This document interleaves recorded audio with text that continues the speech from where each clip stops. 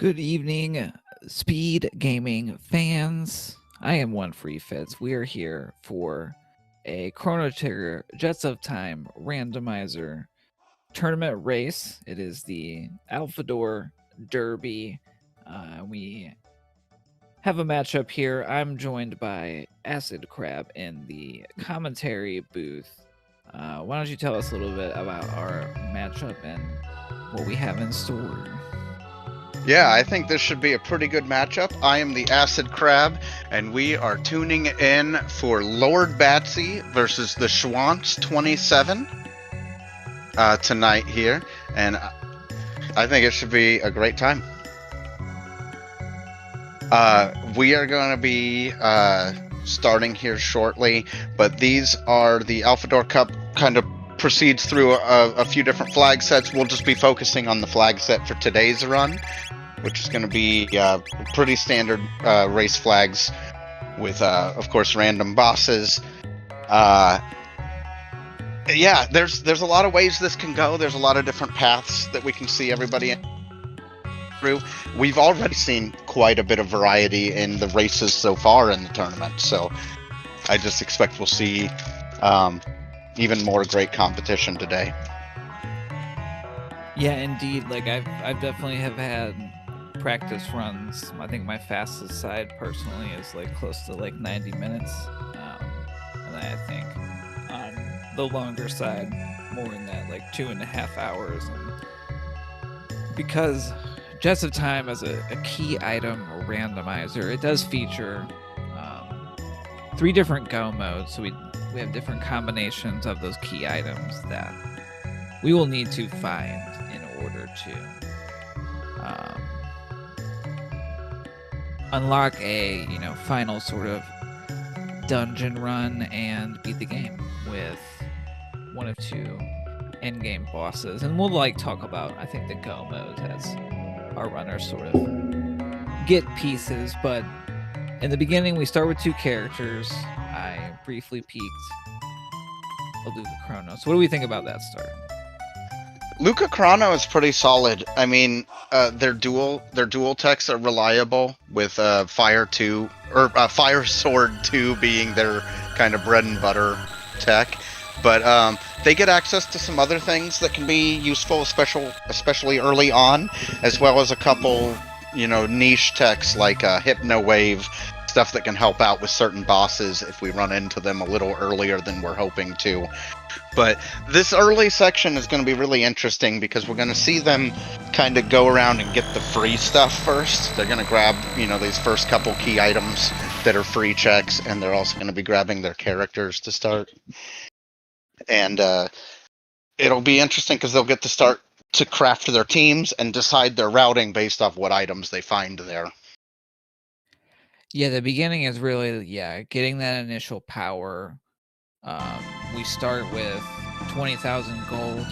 That is enough to buy the item at the snail stop, where we would get the jerky. It is also, well, that's my style. I always buy it right away because I'll forget, and I just want to have it. That's my logic there. Yeah, if it's something I'm going to want, I'm buying it. I think I'm with you. But there are times I skip it. If it was truly something, I at least want to have the money to be able to buy it when I go there. That's like my logic. But we want to get shelters or revives, ethers, tonics or mid tonics. Really like our and heals, like our consumable essentials. Consumables are very powerful in Chrono Trigger in general, and so we want to have generally enough of those. There is different styles, I know. Someone in the chat, Aku, not a big shot. Find it on the way. It'll be, you get some in the chest. Enemies will drop them. Don't worry about it. Yeah. So I was going to say, styles, even around now. We see lordbatsy going through kind of one of the trademark grind spots here in the Guardia Forest. This is a couple fights that sets us up to get 2 techs immediately on these characters. Very low risk. It doesn't require any certain team setups. It doesn't require anything, and you get that free shelter for our trouble. which of course is pretty valuable. So we'll get through this pretty quick and see how valuable these early techs are. Of course, we're really hoping to see a Fire 2 or a Lightning 2, because that means that the early sections here, we're going to be able to get through the encounters a lot quicker. Yeah, having some... Ooh, okay. Having some screen clear, some sweeper. There's a lot of terms for this, I think, in RPGs. Area of effects magic can make a lot of the early game go a lot faster, and make kind of the early dungeons safer. Luminar being very powerful. Chrono doesn't have the highest magic. He can't cast it for a bit because we need levels. It does cost 2 ethers. So starting text for Luca, we have Fire and Protect. Starting text for Chrono, we have Slash and Luminaire, and Grand Leon is what the... Okay, I wouldn't buy that because we don't have Frog. Yeah. Another thing that and it could depend on the flags. There is a flag to just have unlock magic from the beginning, but that's not activated here. So our runners will only have 3 random texts of Chrono or Luca access at the beginning, and 1 more after the first 2 are pretty easy to unlock. And that's going to be the case for everyone except Magus. We happen to find them. They work a little bit differently. Characters in the vanilla game that we could unlock magic by going and doing the Specchio run around the room scene. That is still true here as well. It will allow those characters to learn the rest of their texts. If we get there really, really early and they haven't learned their first 3, we get those for free. So we didn't see the gate key in the first couple of freebies, but it can be advantageous to immediately do that. And depending on what we start with, we usually want to do it at some point. It's just we did find a chrono trigger, which is of course is a piece of one of our possible go modes. That would be the go mode that would take us through the future and the Black Omen dungeon. The 2 other go modes, one of them would take us through Magus's castle and then the Ocean Palace, and the other one would take us through Tyranno Lair and then the Ocean Palace. It's very early to tell which way we're going to end up going, but knowing where one piece of that is intriguing. As Lord Batsy heads into this Naga-Et fight to do at least the front of Cathedral, if not the back. Yes, there's a character we can get at the very front, and then by completing the dungeon, it unlocks a second character. I see in chat, Snail Stop item was the Grand Leon. Chrono's still not having enough MP to get the Luminaire off, so... My brain is so hard-coded. My brain is so hard-coded for LOC lately that I think I would have bought that Grand Leon without even thinking about it. Nice slash line up there. Yeah, that's good.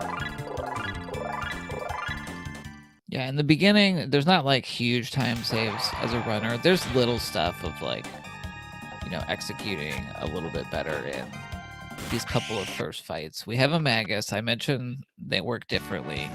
They do come with basically mid-tier gear and an amulet, which is a very powerful relic, protects from all statuses.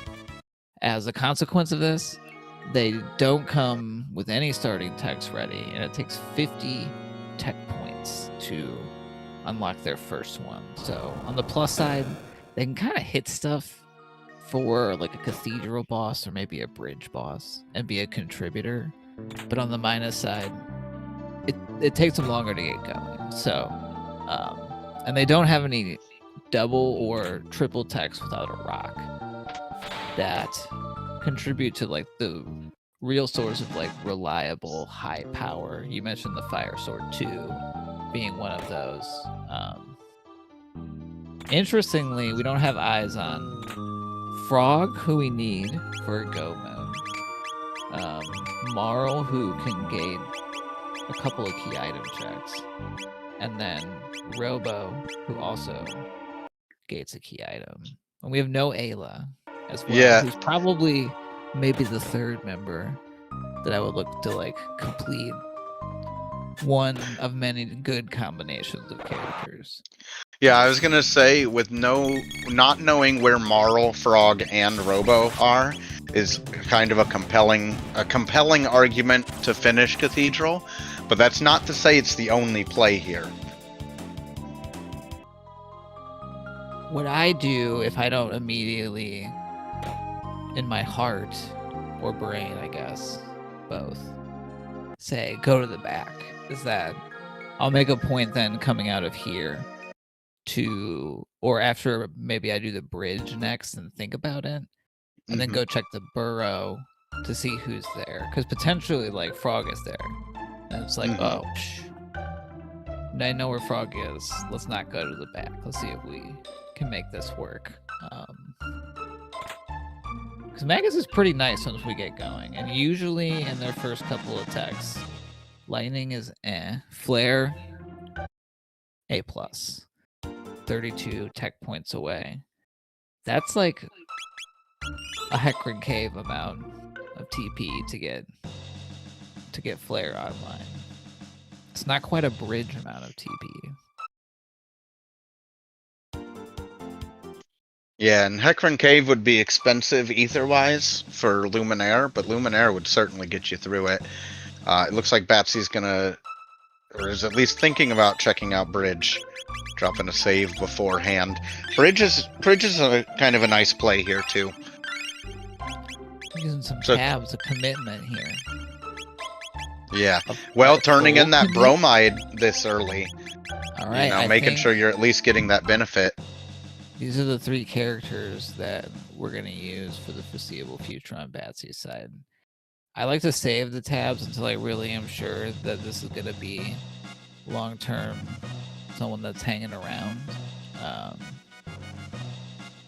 Getting flare early, like, even if we never unlock magic, that'll get us a lot done at the end of the day. And then Magus is always pretty much... Magus doesn't have to unlock magic. A jerky. Jerky. Yeah. It could be a rainbow, though. I don't know. I see bailing on it. Like, for sure. Yeah. It's probably not worth it. But my greedy gambler brain is like, but... And also, the drops on that bridge are historically pretty nice. Like, even like a...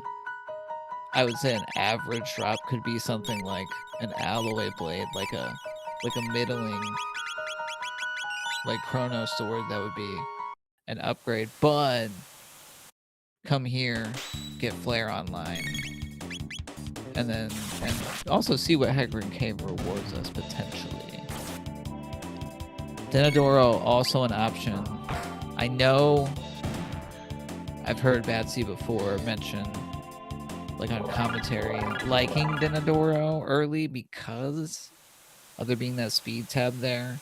Yeah. It is kind of a hard boss. It has a lot of... It's tough. It's a tough spot. It hits hard, and there's stuff there that at this level after Hecarim Cave is tough / not doable. Yeah, it's a big gamble, especially skipping the back of Cathedral. Like, if you came out of the back of Cathedral and had done Bridge or something, you're a little bit more prepared. You can maybe take that gamble, but this early would be pretty rough, I think. Potentially. Now, I could go clear, like, Desert real quick, or take, like, get enough fights in there that Magus is rocking something good, and then go do it much better. Yeah. So it's not a bad idea, and the techs are there for, like... Luca, Chrono, they got big magic. I like the Hecarim play. I think it's a solid solid strategy. You get a decent amount of tech points through here. It's not that long. You're kind of always going to end up doing Hecarim at some point in the seed. You might as well get those gains while you're still getting doubling. Yeah, and in terms of boss difficulty, not the hardest spot here to deal with. Mutants can always be problems, but we have a lot of magic going on, so really it's like, I think the boss at the end here won't cause us too much trouble. When we get an item that we know there has to be either, you know, a gate key, a pendant, or something that leads to one of those in our opening checks, and we're kind of down to this, or Denadoro, having one of those, or if the seed wants to be like sneaky, you know, it'll be like Toma's pop. For a little while so far in the seed, we've had a distance on screen, or a difference on screen of about that Naga at Cathedral Room, and it stayed pretty close, just a couple encounters away right now. Obviously, there's a lot of seed left and a lot of decisions to make, but I just think it's pretty tight right now. No, I mean, in terms of kind of what I know about both of our runners today, like Batsy, seasoned veteran of the Jets of Time randomizer, like incredibly knowledgeable of the game's mechanics, like highly active in the community as well. And yeah, that's a good point. Like, Batsy knows the bridge is useless. Yeah, that's actually, that little bit of knowledge will come back, or odds are will come back, you know, where SGLIVE might have to go check that at some point to make sure it's not what they need. As we see lordbatsy, we see lordbatsy starting against Giga Mutant here, and then SGLIVE's kind of setting up for that same fight. Yeah, this spot again, both of these parts have hit points, so it's going to be like 2,000-ish hit points split in half. So I think... Oh, and Magus has Darkness too. Yeah, we've got 3 good enough AoEs to kind of slaughter through this. Estimated time. It can definitely be dependent on how deep a go mode is, but I would say, yeah, 1.5 to 2.5 hours. 2.5 if it's a real bad one. Not every seed can be a 130. Most seeds can be a 230. Really where the 230 would be where both Mount Woe and Genodome were required. That like all 3 go modes were behind something in Genodome like Prism Shard. lordbatsy petting the cat. It's always nice to pet a cat. Yeah. It is on the tracker for a reason. And it's also a free heal up there. Save a shelter. Dark Matter coming up. That's nice. Pretty nice. Oh, and Pendant is... I mean, Pendant's pretty nice, but this is a team that, like, you can almost handle anything in that Dragon Tank spot unless it requires single target damage. So now we've got, you know, a kind of a setup here where the runners have a few different ways they can go. SGLIVE's heading straight to the Pendant turn-in. So that's, you know, the Pendant is piece 2 of our future Black Omen go mode. Like, our really only other option is to do Denadoro. Like, it could be the clone. It could be, like, the gate key. Those are really the only 2 things that would be like, oh, yeah, I would be excited about finding on Denadoro. And at this point, the like rewards along the way of doing Denadoro are not that long. So let's go to the future. Let's get those higher tier chests. Let's open those like sealed doors, and then let's do early Geno Dome because we have Flare and Luminaire and Dark Mist, like that'll get us in-game levels, and we go from there.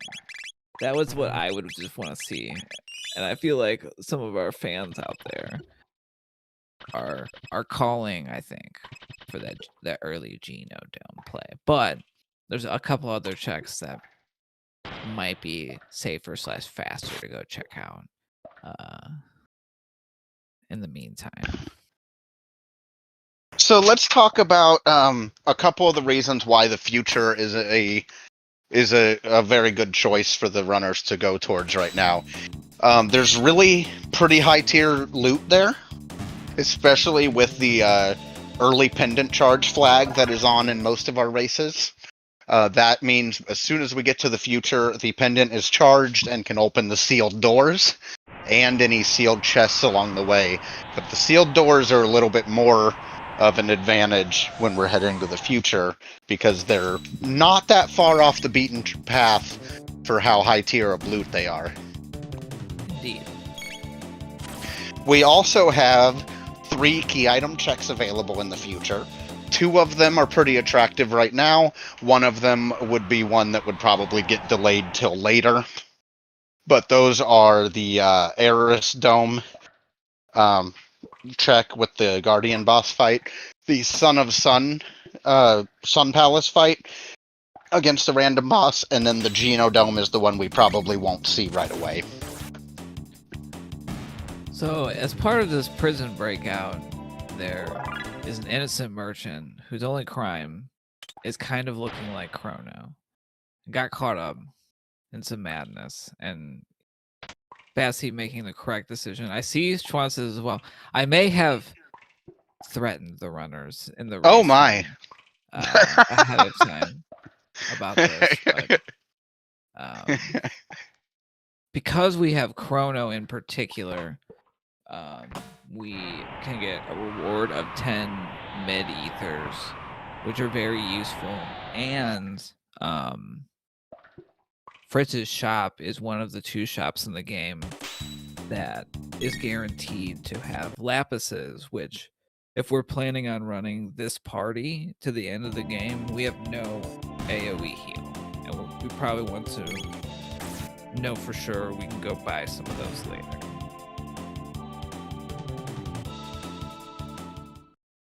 If you can tell the runners that they have to save Fritz, can I tell the runners that they have to be nice to Giga Gaia?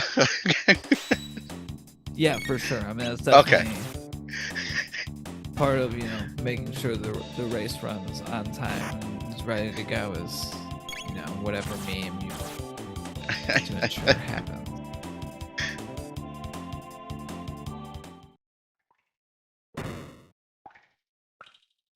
Alrighty.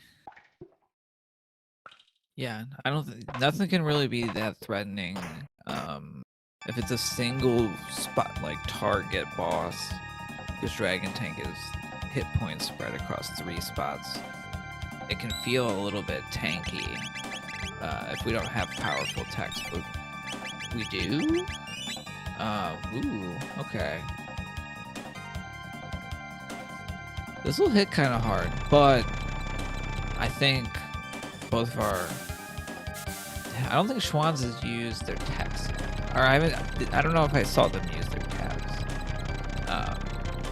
That can be like a power difference between the 2 runners here. Because level-wise, they've kind of been on the same path. Especially early on, like that early decision, the decisiveness of using those tabs early is like you're immediately getting those gains, and those gains are the most meaningful they're gonna be, like percentage-wise, right? So like it's an interesting play, and I'm interested to see how it's gonna affect, like you said, going through some of these bosses and some of these fights. Oh, this thing up here is good.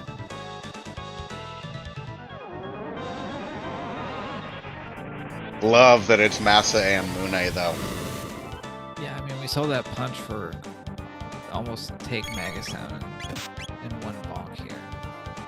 Yeah, about 100. That's what I would expect. They're like more powerful attacks. It's gonna down someone that's below full hit points, but a blackmail? That's pretty good.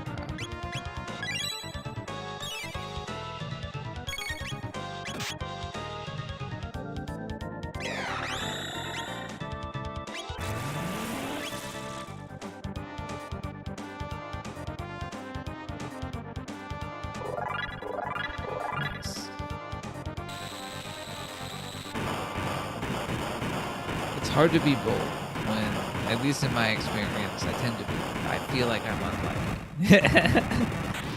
Like, well, there's no way he's gonna just keep hitting Magus the whole fight, and then that's what happens. But both through within seconds of each other. Yeah, what a close lineup right now. Now there's still a lot of seed and there's a lot of decisions to be made as we get later and later. You know, these decisions into each boss fight, these decisions are going to add up more. Our tech choices are going to add up more. Our team decisions, if they start varying, will add up more. It's interesting though. I really like that both players skipped to the back of Cathedral, because you know, it kind of puts us in a spot where if that character does end up being important for a key item check, like, it's kind of holding both players back right now. But if it's not needed, you know, we're just going to progress forward. I don't know. There's just a lot of room for variance still, for things to turn around. Nice. Yeah, there's a lot of little things too, like, along the way. So, like, there's definitely, like, the, you know, macro of, like, where do I choose to go? How long do I spend, like, doing a little bit of extra looting? Am I going to check this, like, shop that's here or not? Like, Batsy did the thing of, like, you can move in Chrono Trigger when dialogue boxes are up sometimes. So, like, opening the sealed door and then hitting, like, the Enertron saves, like, a couple of seconds. Like, executing in battle, getting the input in before, like, an enemy attacks, that's, like, shaves off, like, a couple of seconds. And that, like, adds up over the course of, you know, we'll call it, like, a 2-hour run. On average, there's, like, a lot of little things, if we do well, you know, add up to, like, 4 to 6 minutes over the course of the season. So, like, and we have a moral in the future. It's like, yeah, like, do we go check this character? Depends on what her starting checks are. Or not checks, techs. That's what I meant.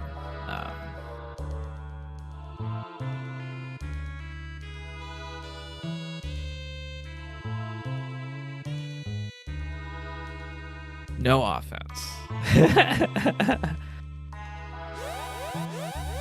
So Life 2 Aura and Provoke. We got a Hecarim guarding the storage room here.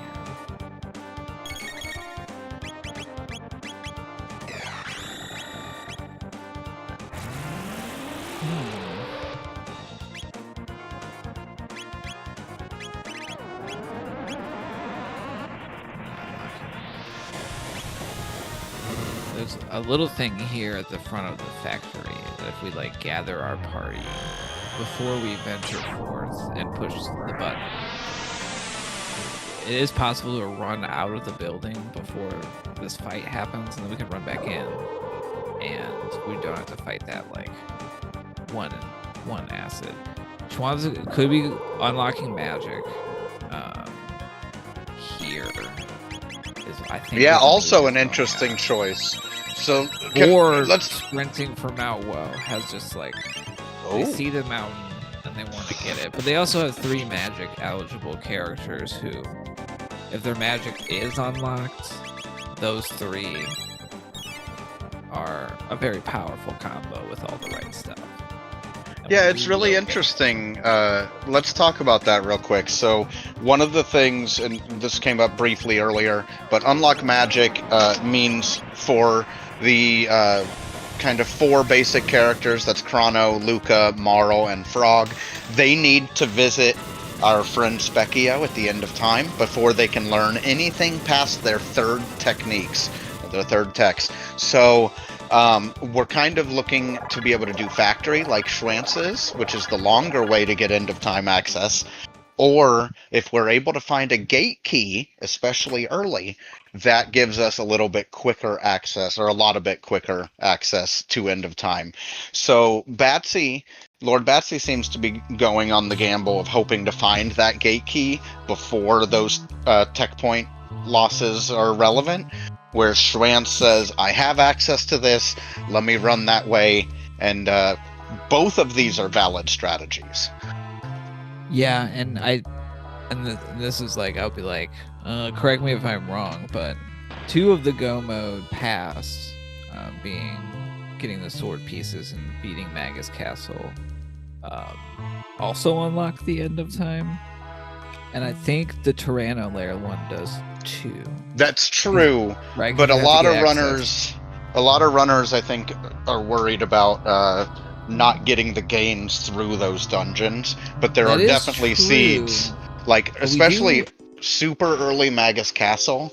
Like I've seen that like come in clutch to get somebody in incredible times, like you said. So like it is something to keep in mind. But you're right that that they should be brought up as options. The sealed door in like the back, I guess, of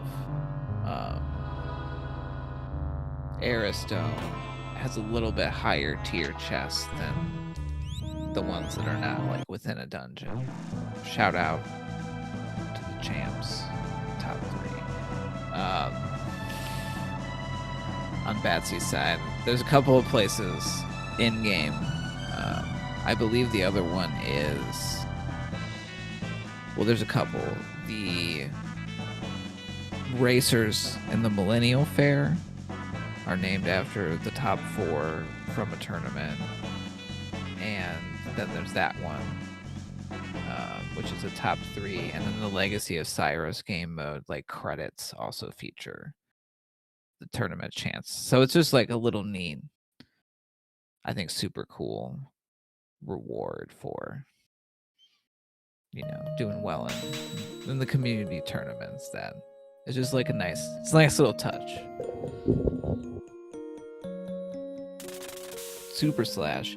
So this spot normally has 4 robots, and they have like what, 800. I'm not the like knower of exact HP number guy in the booth here. I'm gonna be honest. I am like I can get it plus or minus like we'll say 10%. So like I want to say this has like 2,400 to like 3,000 hit points, and dang, it's gone. We're getting big damage numbers. Went down quick.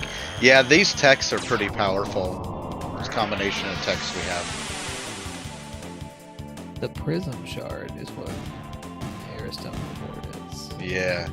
Prism Shard is really interesting, especially with Marl there. That unlocks the King's Trial quest that it requires Marl, and you get to do a boss fight through it, but it is peekable as well, which is nice in the beta version of our rando. Yeah, it's going to be interesting. There's a lot of different paths for our runners to go still. We still have Dinodoro. We now have the introduction of Woe on SGLIVE's side, which has been mentioned a couple times. But like, Woe is an interesting dungeon because once you've done Woe, you don't have to worry about if you can do like any other dungeon in the game. It prepares you pretty well. I always want to peak Sun Palace before I change time zones. That's my general like approach to the sun, and until I have the power that I could be anything there. Because it's just very fast to find out what it is, and if it's something beatable with the current team, because it's just something not dangerous, then yeah, it can be like a fast check. Sun Palace is quick. It can be a tough spot, but like you said, it's quick to check it. Could be Golem boss for all we know, you know? And like Yeah.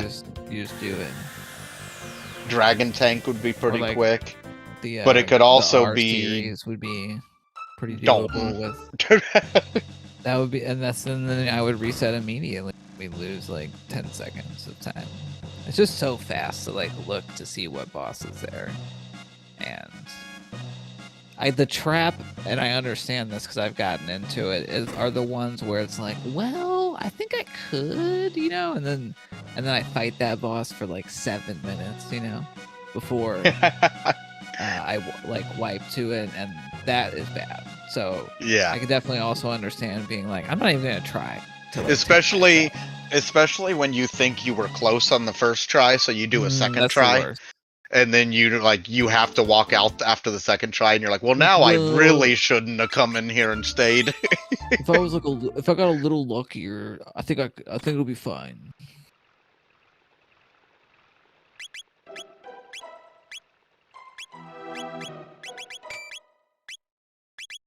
Both getting their ethers. Ooh, a hit ring. Situationally useful, especially for our guy Chrono doesn't have the highest hit stat.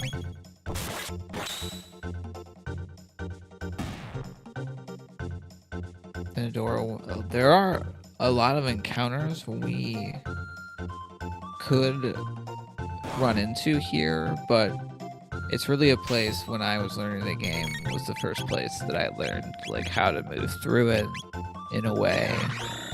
Dinodoro is the most satisfying dungeon for a new player to learn, I think, because the difference between a well-executed Dinodoro and one where you just don't know any of the skips is so massive, and it just feels so good to run through this place. You're absolutely right. Because like these, we have to navigate, but it's like a lot of these runaways are very fast in here as well. Everyone in chat will be happy to find out the Discord has Fritz emotes now. Oh, nice. Schwant's taking their peek at the bridge, finding their jerky and saying no. They'll be heading down to get their prism shard. This is interesting. I'm curious to see what techs we are going to get on Schwantz's side to see if they make a difference in this mid-game.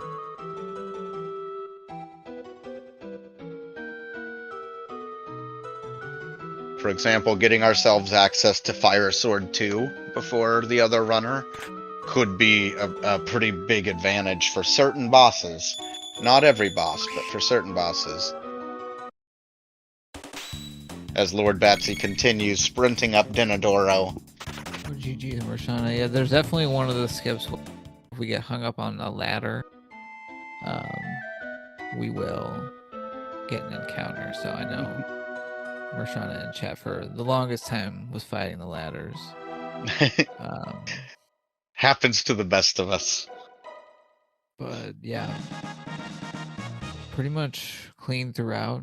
Mountains are nice. We gotta go bother somebody and then get a +2 magic tab for their troubles.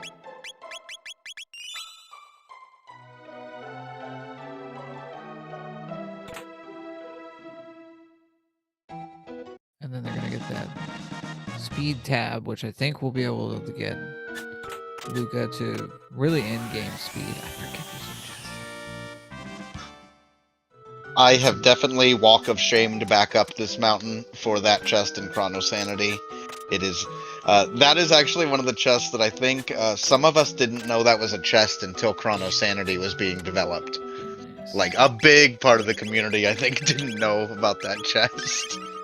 It's very well hidden. Schwantz taking down that Hecarim boss, while Lord Batsy prepares to walk into Massa and Mune, and the boss spot behind it. Yeah, so yeah, the part 1 is still the 2 kids if we don't one-shot them, which I think we will. They will counter a bunch. But I think a flare will do it.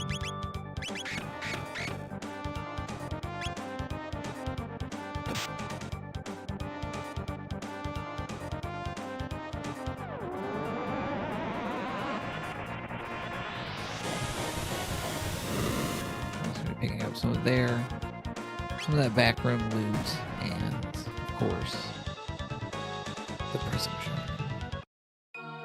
So really, kind of the one, like if we're looking at what each runner has done, Schwant's done factory and unlock magic. That's really like the gap that we see in terms of like they were pretty much neck and neck. Now it seems like there's been divergence. Taking the time to do that is why.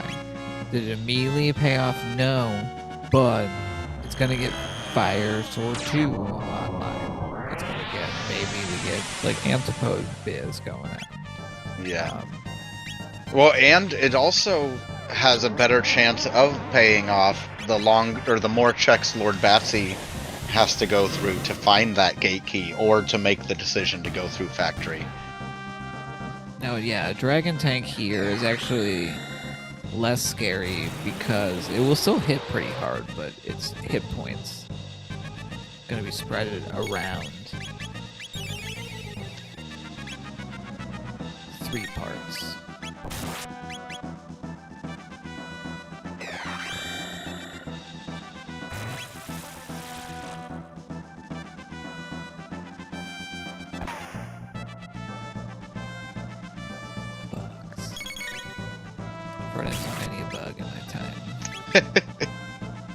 Lordbatsy just stomping this dragon tank. Just the head left. Hitting with the best techs we can. Very nice rat juke by the Schwantz. Mega Blast Elixir, a Mega Elixir, nice. That Mega Elixir is nice. Those are huge. Like, ideally we save those until something bad happens in the final fights. Let's see what is in the ground. Schwantz is still hungry after that Intertron visit. A surprise to be sure. As lordbatsy. And immediately heading for trial? The bent sword for lordbatsy. Okay. That is a piece for a go mode. It would require finding Frog and the other sword piece. But it is a piece of a go mode. We now have one piece from 2 different go modes. We have no on Batsy. Frog knowledge. We know nothing about frogs. 2 out of the 3 frog spots. And everyone tell us a frog fact. We can only look at... I'm not a knower of frog facts. That's for sure. I'm sure. Well, I'm hoping someone in chat. I'm hoping someone in chat can tell us a frog fact. Here's the thing: is that none of these facts can be. You can't just Google frog facts. Yeah. No AI-assisted frog facts. It has to be from your brain. Yeah. A frog fact that you pull from there. Meanwhile, we have North Case Magus. This could be rough because in the back half of their hit points, which this spot is like 5,000 or 6,000, they're gonna counter everything with an AOE. Gate key is what's at the dang. So that is gonna be Batsy's source to magic. Okay. That's a pretty short amount of checks to find that gate key and avoid doing factory. I don't, like lordbatsy's going to be able to get magic right on time, hopefully here. That's also going to give us access to yet another character location, which 2 of the characters out of the 3 we don't have unlock something that could be relevant. Most importantly, Robo blocking desert, which may or may not be an important check. But this is interesting. They've got we've got choices. We still have Woe open. Woe will be open for both runners now. This Fire Palace fight is being a little tough for Schwantz. This boss gets slept on by people, I think, sometimes. This boss can really be a problem. I've seen it take out some of the best runners we have in some of the boss locations. Yeah, and I would say generally the more hit points the spot has, the more of a problem it is because of that counter mechanic. It's just like the more time that we spend in this mode, and like really the only thing we can do is like only hit it with our biggest shots and then hope that we can keep everyone up in between. And I don't know what like battle speed everyone is playing on, nor do I know if Schwantz has used other tabs yet either, because that would be a kind of a difference. Like speed is such an important stat in Chrono Trigger, especially the later in the game we get. I think there was a red knight at the trial. It was, and we didn't have a chrono around, so gonna do that again. We already know what was in the basement, and so I think Batsy's switching out here. Schwantz taking another try. This would be if we had any of those consumables that put the like shell status on. I would be busting those out. Magic wall. Just anything to help mitigate those counters in part 2.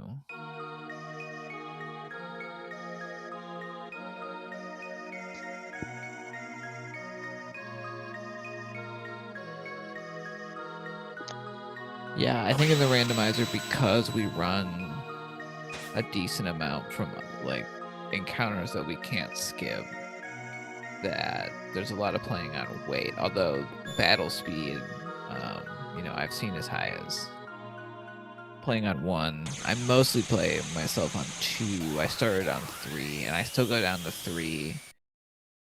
Basically, if I have trouble with a boss on a first attempt, or honestly, yeah, I think that's like, a great choice. I tell that to new players all the time.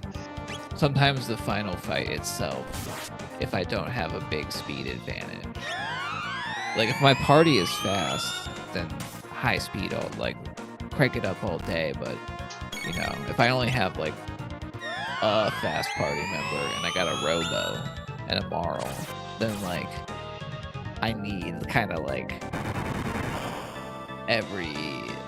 I need more margin of error. And the higher the battle speed gets, like the faster I gotta be with my like inputs. Well, and when people like Corinth and other, you know, veteran runners have done like battle speed 1 active playthroughs, their times are never up where like their average or great times would be. You know what I mean? Just anecdotally. But because it changes the game so much, it makes it so much harder in chats, because you, like you said, you kind of need that little margin. But it's not to say it's not possible. I think it's slower and more risky. Yeah, I think like theoretically, if you know, I was like a 20-something young man and I had the faster fingers, at least the faster reflexes, like it's kind of like, yeah, finding the speed that has the highest like success rate. Because if it's trying to force it to play on like the fastest speed and like wiping.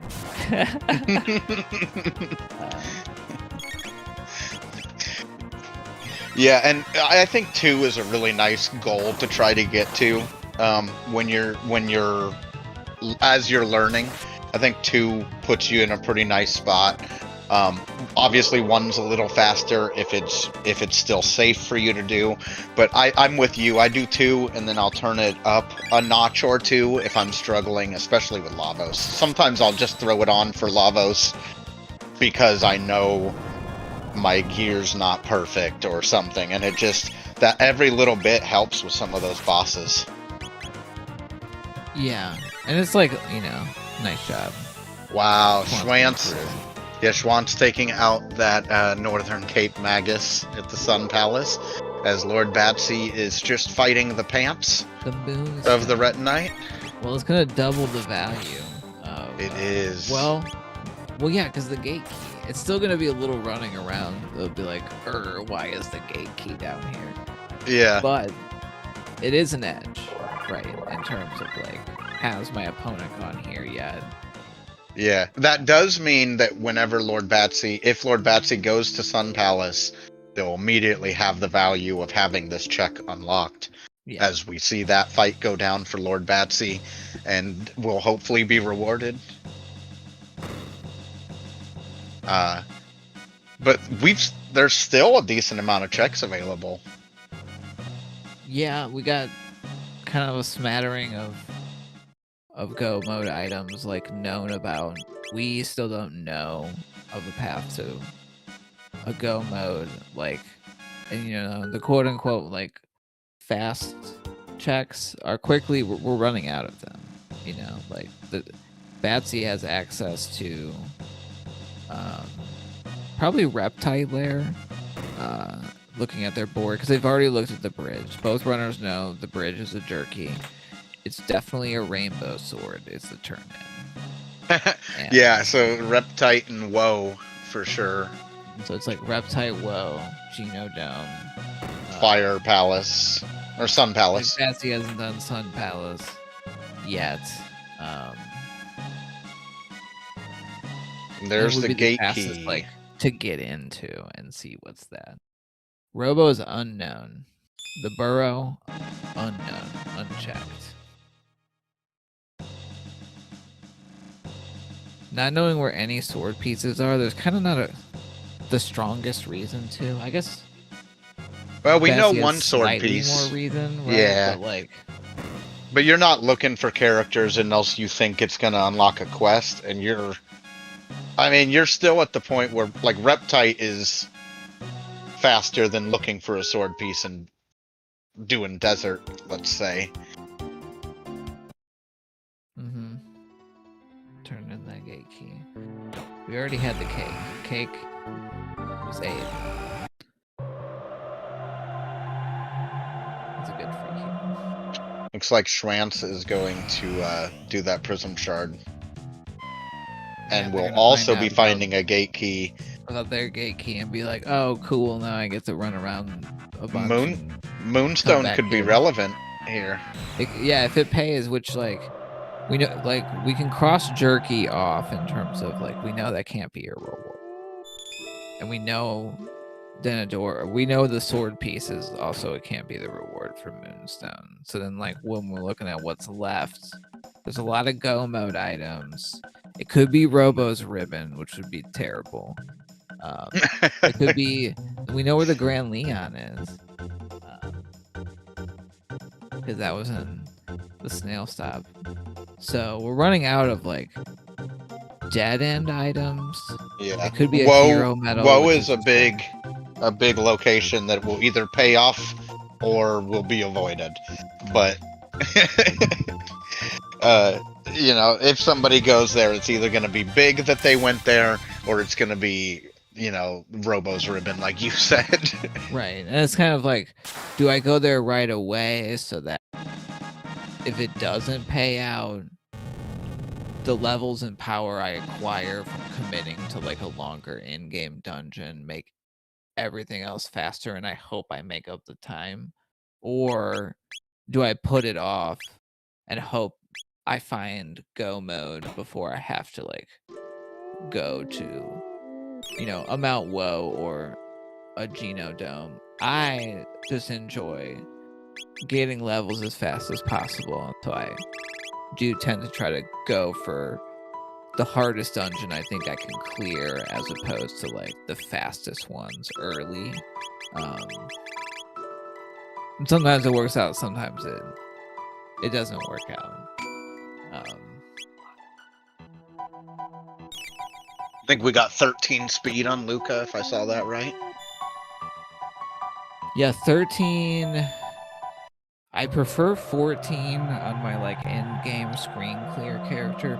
Me personally, I find my reactions are a little bit too slow with 13 speed on certain end game places to like get my attack in before fast enemies can go, versus 14 is reliably fast enough even on battle speed too. There's just those weird edges kind of where I find it like really noticeable, the difference between 2 and 3. And it's like when we get around that like enemies having like 12 to 14 speed, where it's not quite of a big of a gap between like how fast we can go and how fast the enemies can go. Whoa, whoa, whoa. And so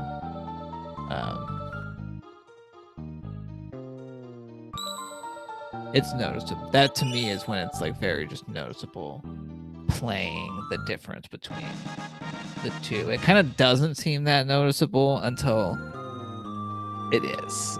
And then it's like, oh, that's why that I like got out of hand. I like Batsy's play here to go ahead and go to Woe, do the longer dungeon. You're gonna get all the tech points you need right after getting magic unlocked. You hope it pays off because you don't know where your opponent is.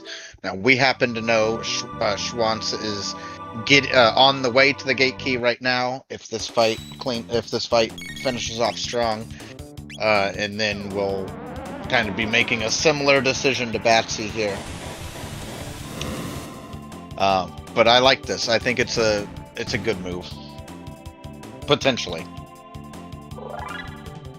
Yeah, there's definitely, this dungeon is one that the time it takes to clear it can really vary depending on what we do.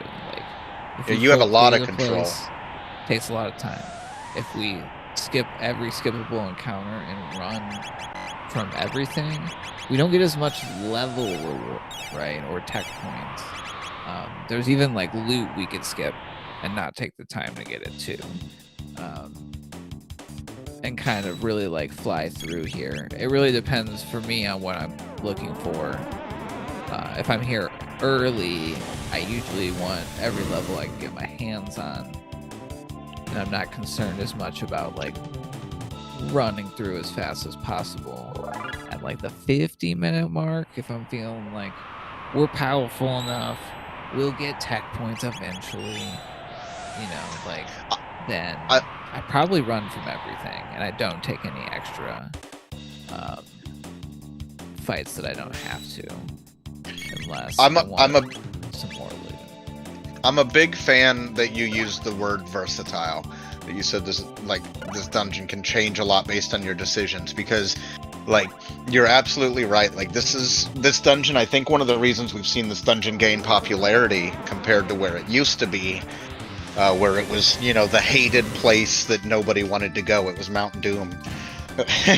But nowadays, you know, it's a little more attractive. People have seen how good the loot tables can be. There's so many tech points and XP, and like you said, you can choose how many battles you want to take. You can choose if you want to use the rebels, if your team's good at taking down rebels, or if you know it's going to be a waste of time, you can skip all the rebels. You can grab like 4 or 5 extra chests for a little bit at a time, or you can save all that time. Lord Batsy, sorry, nice. Nailing a great skip. Getting out is even harder than getting in on that skip, and she nailed it. So I just want to point that out.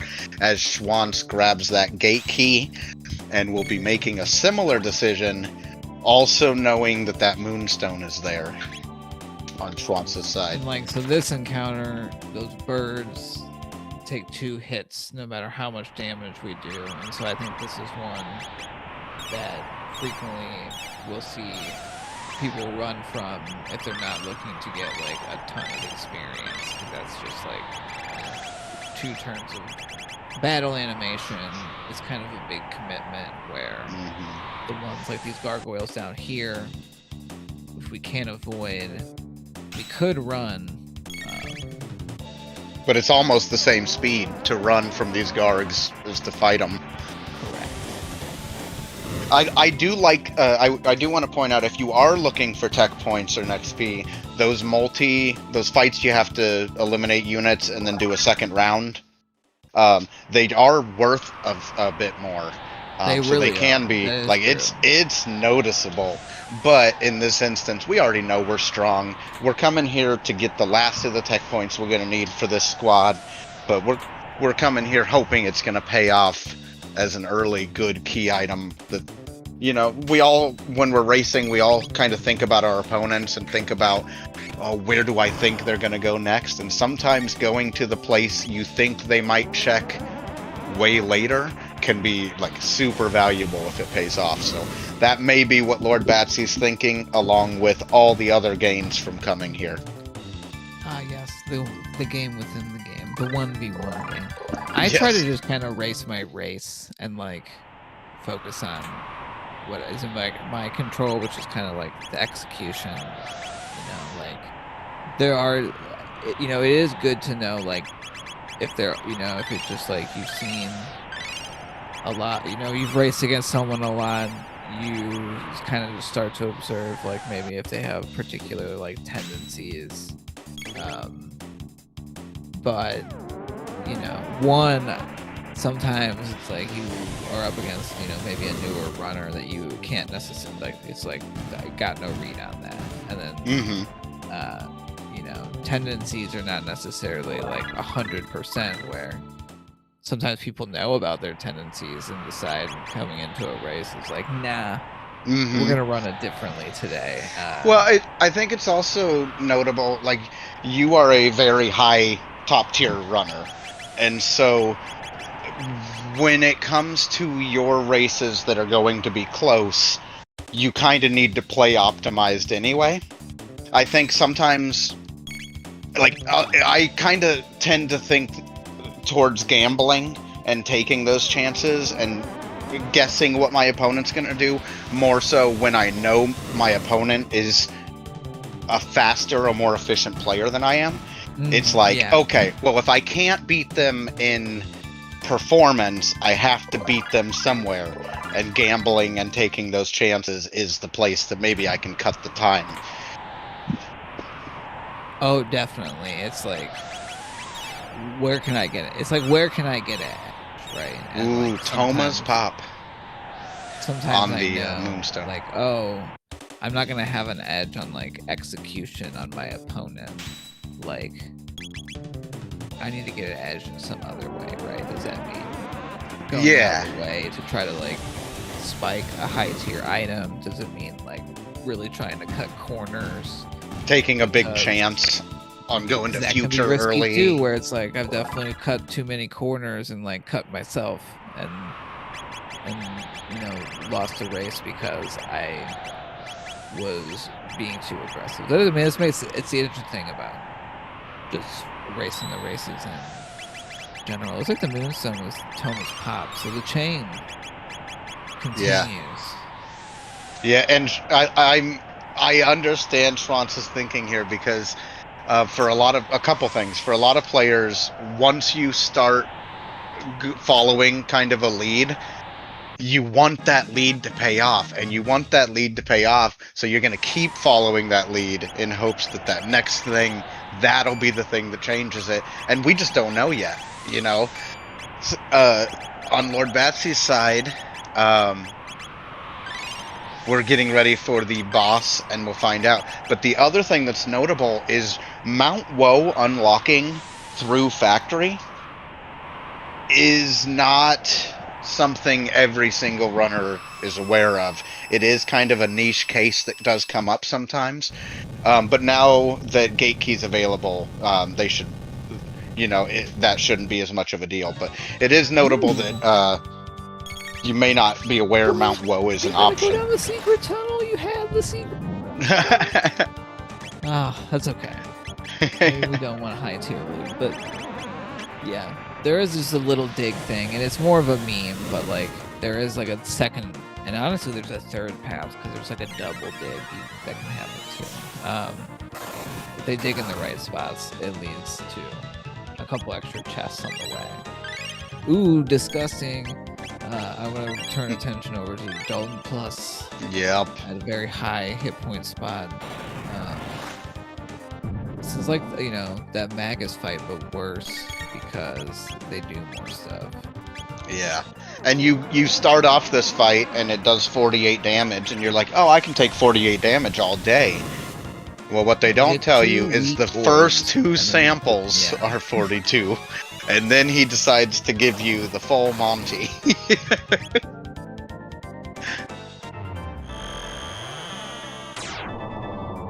I did notice that looks like Batsy picked up a silver stud, which is on Luca, which is nice because it's gonna make us be able to get twice as many flares in a fight.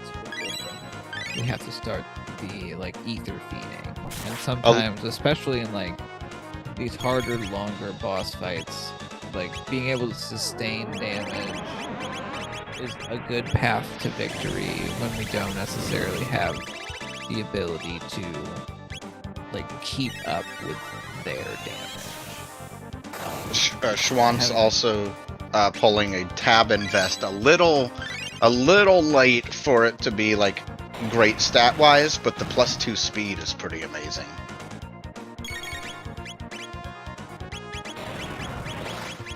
Yeah, it's good enough with that. You're giving up stats, but speed is your most important stat, offensively and defensively, like you mentioned earlier in the run. Ouch. Okay, I definitely saw. We do have life 2, This is tough.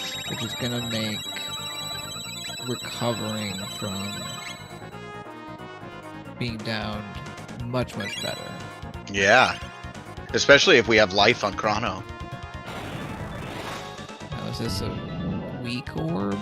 It is. Okay, the next orbs. Wow. One shot. That's amazing.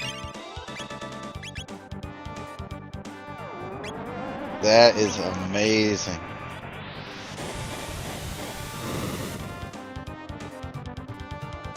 Space triangles. Lord Batsy powering through this. This is a tough boss in a tough spot. Like, these are the ones that, like, early on you're worried about running into these guys. And here's another one. Ouch. The big shots. Life 1 coming in clutch. That's going to let us get a life 2 off. Yep, it'll let us get a life 2 off. This heal loop has an end, I think. I think she's gonna get out of this. Yeah, I think Luca can get another flare off before they need we have to start like getting the MP up. We've got that stack of mid-ethers at the minimum too, so that we don't have to do it one at a time.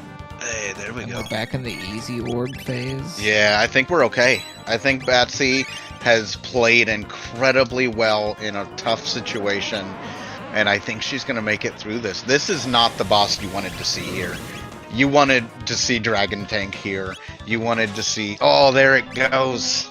A clean finish for Batsy. That is an incredible fight. Put some emotes in chat for that, because that was a difficult finish there. Yeah, that's definitely another one where it's like, because they counter everything, because their script is like having these strong 3rd and 4th attacks, the more hit points they have, the higher speed a spot they're at, their damage output just, it gets ridiculous when they're at endgame spots. Lord Batsy is holding her breath. Ooh. For this ruby knife, another piece of a go mode that gives us 2 pieces. Oh, but the Dreamstone is a reptile layer. Oh, which looks like we. Wow! Look at this. We're at least healing and shopping. The no mode, yes. As viewers and commentators. We are The runners We are in not. Runners are not, but Batsy will be, assuming they are Wow. able to complete this dungeon. Lord Batsy hones in with Dawn's echolocation heading to the for item she Giant's needs. Claw. This could be the clone, which would still really put them kind of neck and neck here. So we'll see. Giant's Claw, I think, is a little bit maybe too faded as a check in terms of people don't like to come here. Yeah, I think random bosses hurt it, honestly. There's only one. I think Giant's Claw saw. We have to get into. I think Giant's Claw saw a little bit more play when you knew the chump at the end of it. Like Rusty, as much as I love the guy, he is not the most difficult boss to fight. If you know you can beat his damage race, you knew you could beat him. Now you kind of got to think, well, this is a high HP spot with random HP. I don't know what damage is going to happen to me while it's happening. And I think that's played into it at least a little bit. But you're right. You don't have to take a lot of fights in this place once you've learned it well. And it can be a pretty quick check. Yeah, and generous power tabs, and some of them are very, right on the path. Others a little bit farther out of the way. Lord Batsy finding that Tabin vest, and then when she went to equip it, finding she had a Tabin suit in her inventory and equipping that instead. Well, yeah, we're good to go then. What a nice surprise. There's also a rock in here, which more when that gear rando is on. The rocks are high tier items. I love that. And so we'll roll effects. So that kind of changes a little bit the value of some of the areas, because there's another rock we can get in with access to the gate key in the prehistory. If I go and talk to the rename new and then talking to him again. Ooh, are we gonna mess with some rumbles? Not a hit ring, so we have a chance. I think we are. So it's gonna be like the same number of tech points as Mount Woe. Let's get real in the nitty-gritty weeds on this. So Chrono Trigger enemies have rarity categories, and in the randomizer, what they drop is partly based on those rarity categories. Rubbles are one of the they're the highest tier rarity, which means I might misquote the percentages. There's a decent chance that they drop a high tier consumable. There's a speed tab, right? Chance that they drop a high tier equipment item, Mega Elixir, for instance. That was our consumable. That's the most likely thing that they'll drop out of the high tier item pool. Neat. And then there's a good chance. It's I want to even 70%. They drop nothing. So it's not super high, but checking one and being able to get through it, 1,000 experience, 50 tech points. Yeah. Maybe something good. 50 tech points is great. And you mentioned being able to come to Giant's Claw early, especially if you're confident in your damage. Being able to come here early and get those rubbles, that can be huge for you if you're able to tech double it, or if you're able to get a tech that's going to let you make a more risky play in the next dungeon. But here we see stereo bosses, as Lord Batsy is going to be taking on the Guardian for that Dreamstone, and the TheShwant's taking on Zombor. It took me a second to realize if it was Zombor or Retinite, but we already saw Retinite. Yeah. So yeah, using good knowledge of the weaknesses, targeting the big abilities that we can use that will damage the top part only, saving the flares for the legs. Yeah, I don't think either of these bosses are going to give either runner. At this point, they've done a lot of stuff. We're seeing the MP Buster, which means the head is down. Very nice. Clear from Lord Batsy there. The new Guardian is down. Fire 2 unlocked, so one That's half going to be huge later. One half of... We need that it's confused, right? I believe so, yeah. Yeah. And there's a go mode for Lord Batsy. It will take us through Tyranno Lair and then to the Ocean Palace to fight Lavos. The Schwantz finishing off Zombor, and we'll see what we're rewarded with for this this kind of fun side quest. Yeah, that'd be interesting. I'm gonna see the double goes. I just like that. Like, this is what the Schwantz has done here. It is the Robo Ribbon.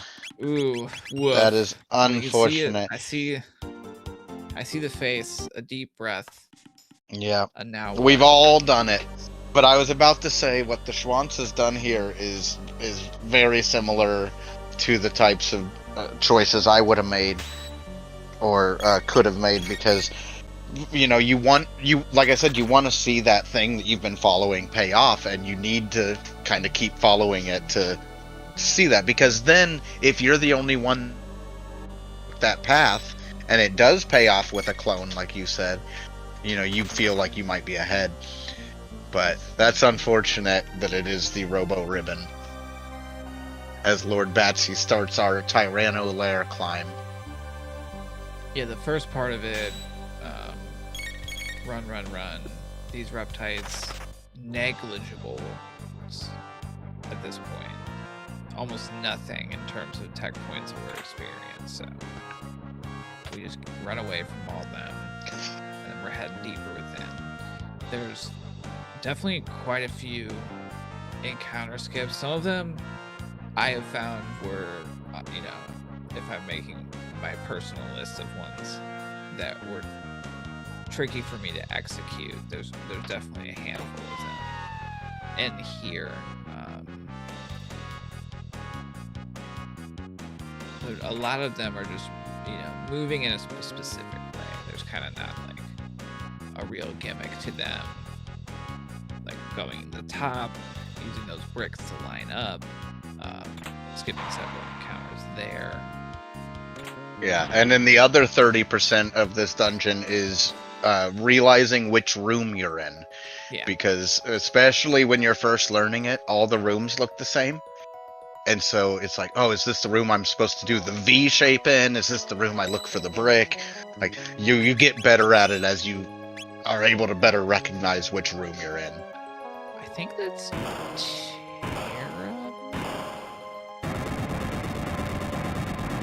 don't know my mutant colors, and I'm kind of color confused. Nice. Not nice, but that I guessed it right. Yeah. I think this is at a high enough spot where its obstacle will be like an AoE, because I know sometimes the bots, it does like a single target instead of a full one. I don't know if we're gonna see it, because the power is pretty good, and this is not like the hardest boss spot.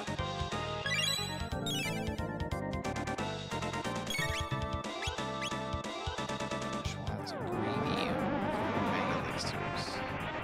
And tech points, I think, is probably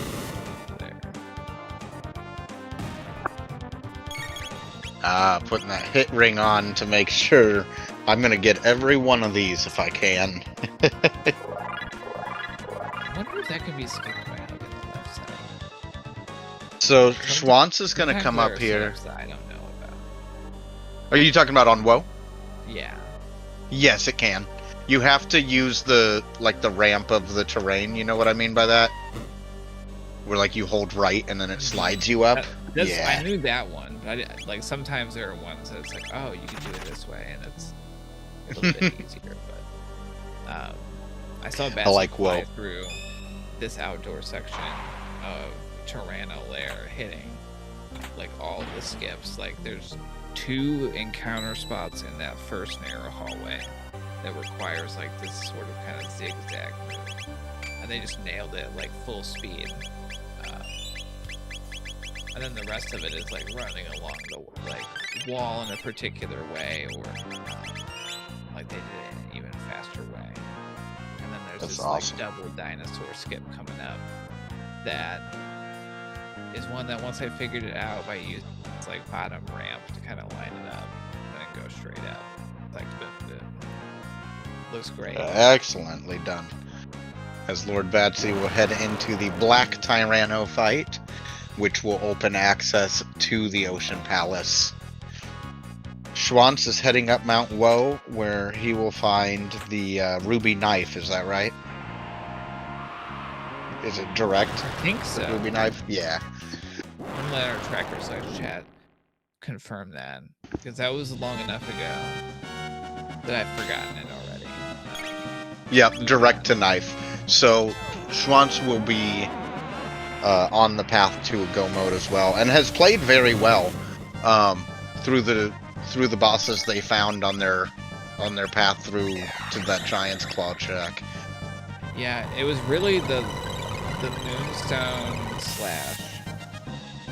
/ Thomas Pop. Yeah. Not paying off in any way. Yeah. Which is just kind of part of the key item randomizer game, or really like, I mean, even other ones that I've played that aren't that have a different concept, still have that like. Sometimes I explain it to my partner where it's like sometimes I lose a race because we went to the same places. I went there slower, Yeah. Sometimes I lose a race because I was fast, but I went to more places, right? Like, yeah. Absolutely. And then you just don't have time in the end game in certain seeds. You just don't have time in the end game to make it up, even if you were rewarded with extra power or extra items or gear, equipment, but it's tough. But Lavos is no pushover, and the Ocean Palace is a scary place. Yeah, I think out of the two sort of end game fights, because the like Zeal Mammoth Machine, Zeal 2 fight is just a lot more scripted and predictable. I have always found it to be, unless I'm like weak on offense for some reason, and then it gets entirely different, right? Like if we don't have like big damage output on Zeal 2, like that fight changes character entirely. That's a good question in chat. But Lavos gets wild, especially at the third phase. The elevator, I'm probably looking at like a black hole followed by just single targeting whatever's left. Yeah, auto attacks.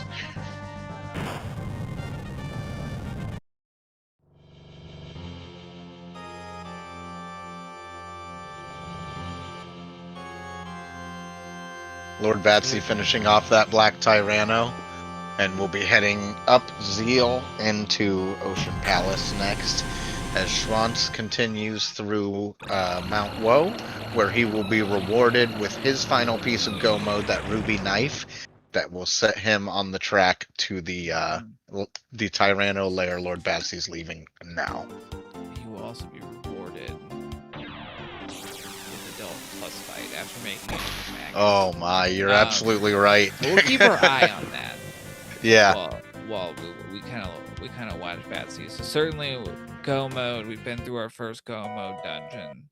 This is really our last chance to do a couple of things. One, grabbing like shelters, revives. We're not gonna find those in shops beyond once we enter the go mode. So check, that's done, right?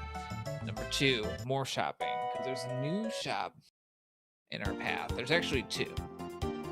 There's also a speed tab kind of along the way.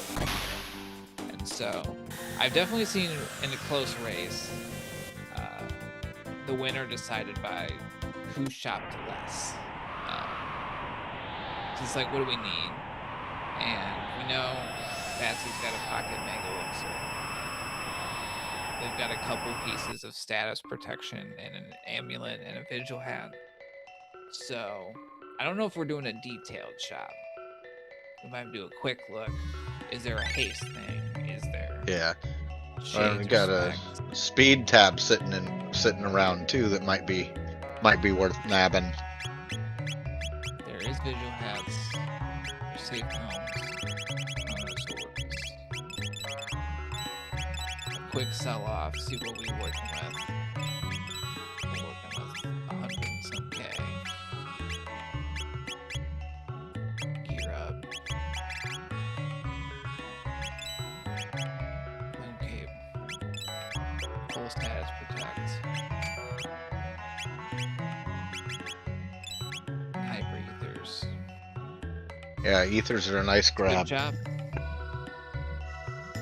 Schwantz has found the Dalton Plus, and we'll see how much of an issue it is after those, after that extra boss from the Thomas Pop play.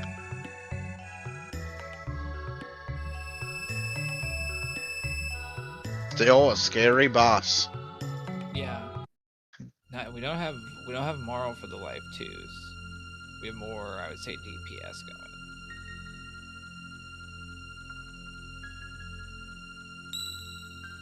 I like that Lord Batsy kinda almost has the two teams ready to roll, kinda depending what she needs to roll with.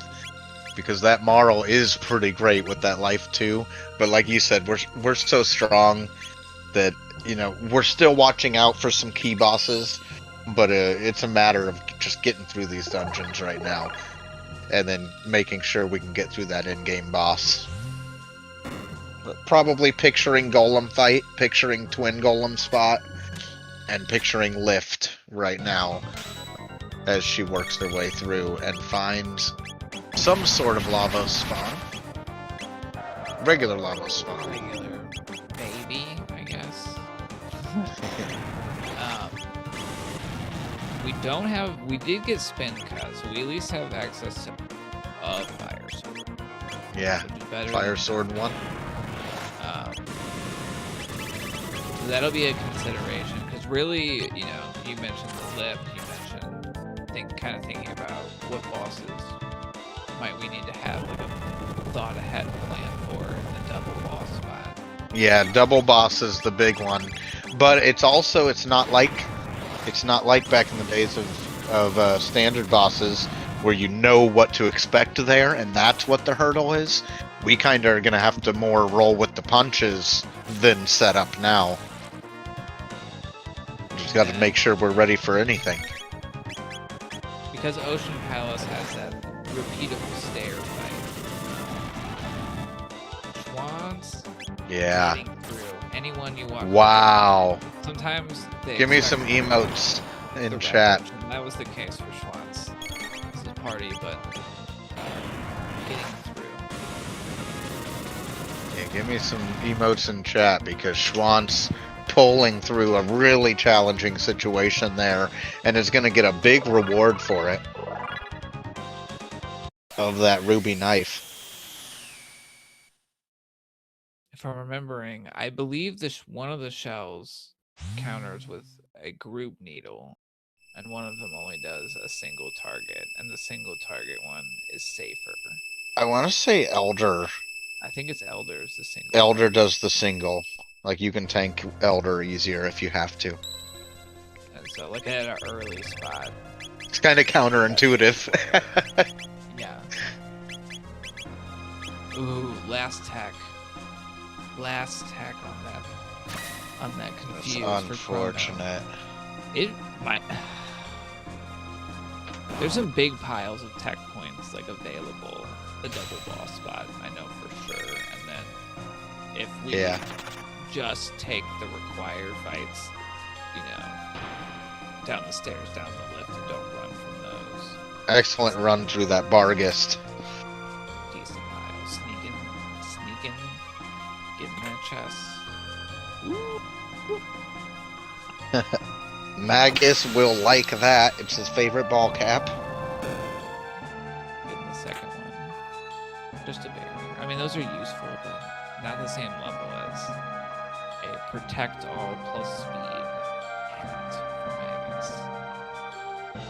Now we can have full party status protection and not have to take up a relic slot with that.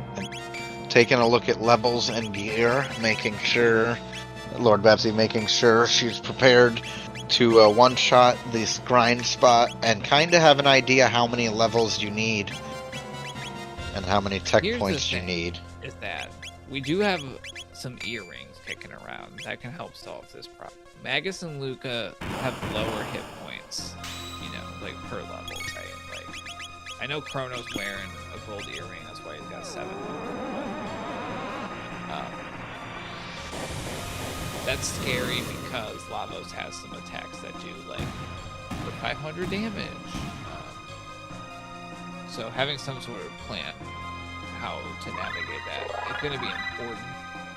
One way to do it is grind here for a while until we get those high enough levels. Using earrings to boost hit points is another way to get around it. And so I'm curious just to see, like, yeah, how many of these do we take? What target level? I have seen Batsy run Lavos as low as like 28. It's not fun to do, I would say, at like the minimum level. Do you think reward, like being rewarded for the early woe gamble, do you think that makes you feel like you have time to take some extra fights? Or do you think you're just so focused on getting to end as fast as possible and just being just as strong as you need to be? I think, one, it usually means we're getting here at a lot higher level. Like, there are definitely times we are entering this stairwell in the low 20s, where we can't even one-shot the enemies. And, you know, we have to, like, take 2 turns, and we stay here until we're at 28, right? And then usually if I'm coming here after a Woe or Geno dump visit, that's not the case. I typically find, and this is always kind of gear and like power. Better gear we have, the less levels we need to get through Lavos reliably. So there's some of that in kind of my calculation too. Like cutting off the grind at like 28 is like a generally, I think, good guideline. It's another one of those battle speed. I think for a newer player, I would say too, like, yeah, start off at over leveling and then over time, like, just trim that off and see how far we can push it. And every now and then, maybe just like really send it. And see something Taco Hero would always talking about like running through the dungeons and especially the mid game and late game was like the encounter skips are one thing, but knowing when not to skip is also important. Knowing when not to run from a fight, like knowing when you need that little extra bit. And like you said, like it's exactly like the battle speed thing. It's like different levels of confidence from different runners, but also how comfortable are you with your team? How strong have you felt the back half of that seed? You know, do you have all the dual techs you're looking for? Because like we don't have dual Fire Sword 2 yet, but that's not to say we couldn't get through in game. It's just going to be a lot easier, a lot safer if we are able to get that. But it's just, you know, who knows if we'll be able to. Are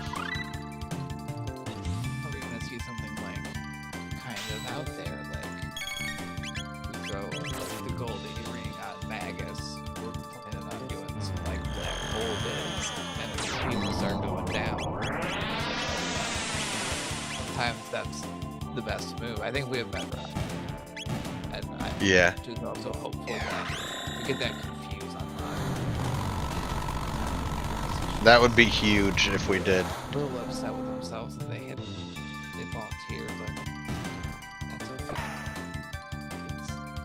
It's always easier to do it in practice when it doesn't feel like there's any. Oh yeah.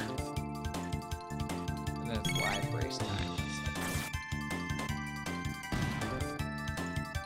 Lord Batsy making it through that lift fight.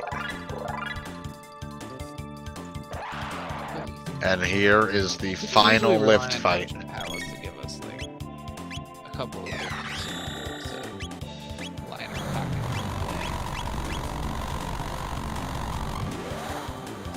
Yeah, we are seeing the black hole. That'll get 4 fire. Maybe a good solid bonk on the blue one. Yep, that should do it pretty clean. Schwantz heading into that Black Tyranno fight with Azala. Another kind of fight that you, if you know you're gonna go this go mode, you're kind of, the whole trek up this dungeon, you're kind of thinking about this fight and how you're gonna deal with it, what tools you have to get you through it, but Schwantz looks prepared and ready to take out Azala. As Lord Batsy finishes off that lift, and we'll head to the 2 scouter rooms, and then the twin golem spot, the dreaded twin golem spot. Very nice. I can move my mic a little bit closer. That's probably the easiest thing. As I commentate, especially over like the 90-minute mark, I do notice that I'll talk quieter too. So thanks for the reminder. We'll get back in it here. But we appreciate you, Leon.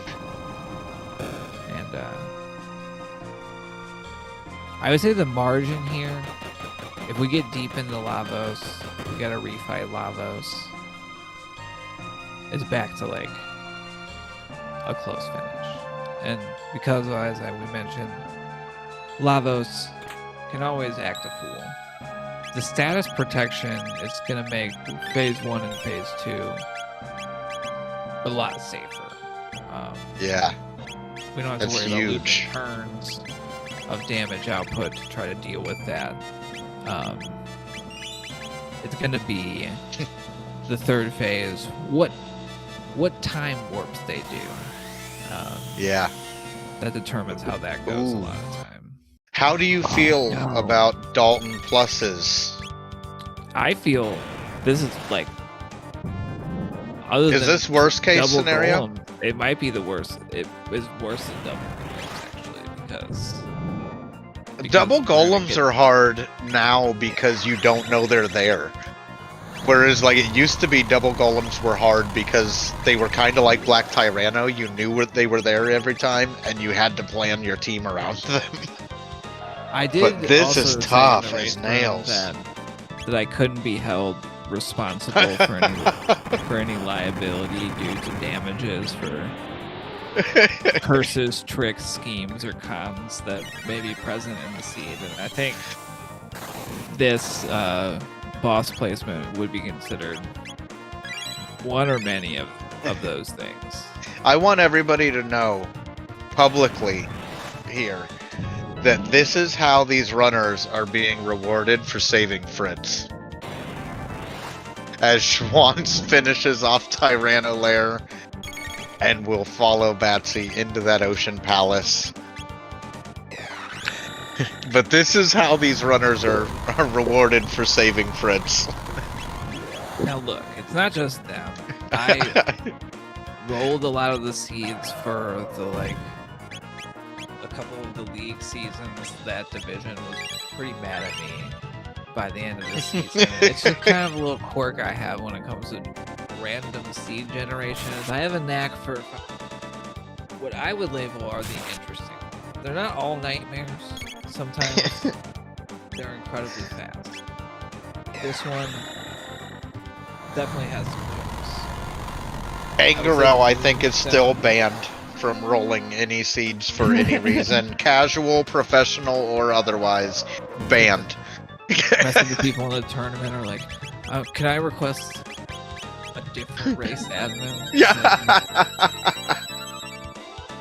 I have to play the seeds that I roll, like, pretty much all the time. Like, this is one of the rare occasions that I don't, you know? It's like, I experience Lord Batsy in a tough spot here.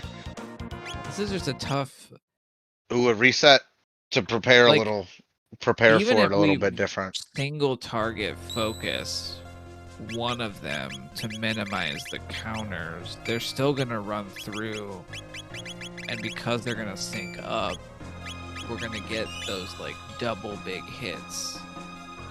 Yeah. Right in a row. Like, yeah, this is hard. This is worst case scenario for this spot, like we said. I'm pretty sure this is the toughest possibility.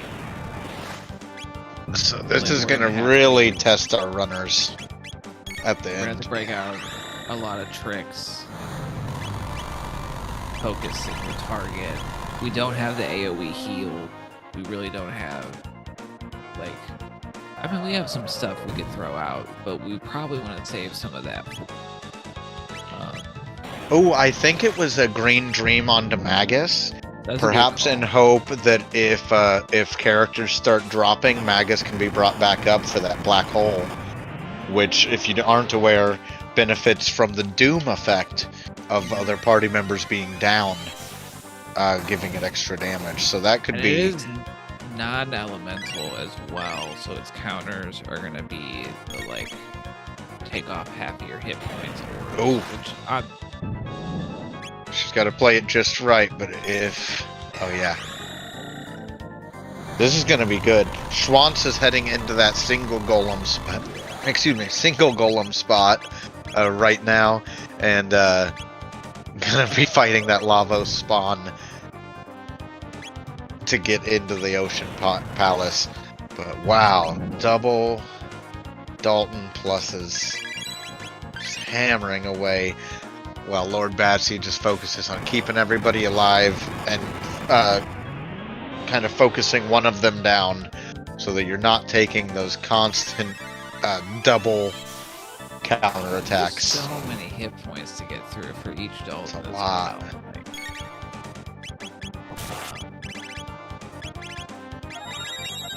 Green dreaming, you know, this might even be, well, the problem with buffing is that if people go down, we lose our buffs. So like, I was thinking like maybe like a magic wall or throwing out a barrier, but then the orbs are gonna come in and maybe knock them down.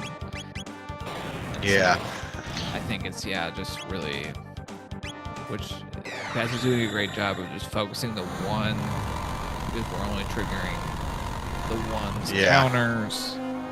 That's taking the enemy DPS and lowering it as much as we can, and then managing around everything else. Wow. This is one of those situations where part of you wants a character to drop, but also it's so dangerous to have a character down that, like, you want to get them up, you want to save it, you want to make sure that you're not going to drop.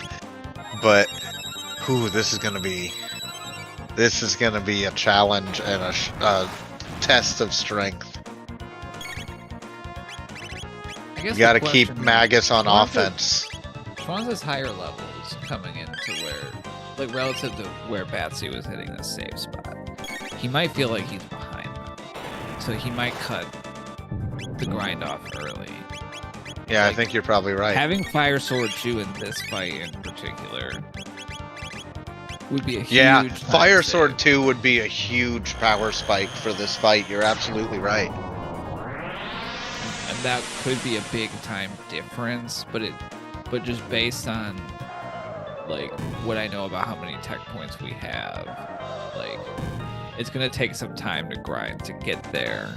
You know, like, what the other side of this is that I hadn't considered until now is, while you want to maybe let a party member drop, you don't want it to be Chrono, because you're still looking for Confuse.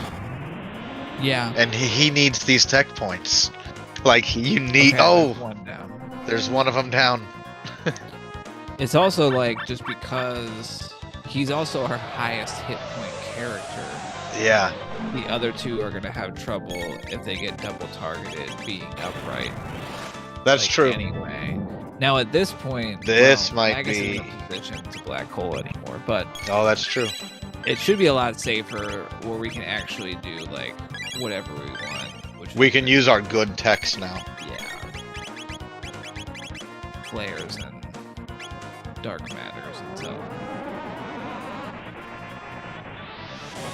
get through. So I think, yeah. Second attempt. I think Lord Batsy is through the harder, or through the hard part of this. It's not free.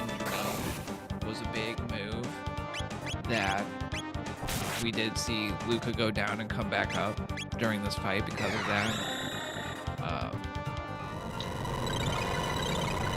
We do see the Schwantz heading kind of directly down Ocean Palace. Yeah.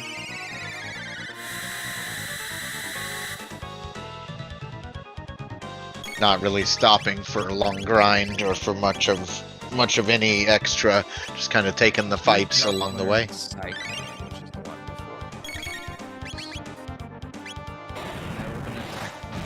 before. I don't know the number off the top of my head. For the last one. I suspect without intentional grinding, we can't get there. I don't think so. Before the Dalton fight. And I'm not sure if Lord Batsy gets it after the Dalton fight. Yeah, it'll be interesting to see.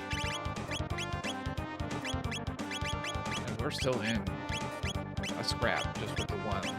It's just a more manageable scrap now. Yeah. Yeah, every hit still hurts, but you've got a little bit more security behind you. Back to the baby work phase. We're back to that other fight, the Dalton Plus in the other dungeon. Was it Woe? It was Woe. That was like of all the places. And then poor Schwantz had to fight Magus. Yeah, North Cape Magus. And I've seen North Cape Magus take out amazing runners. He's a monster.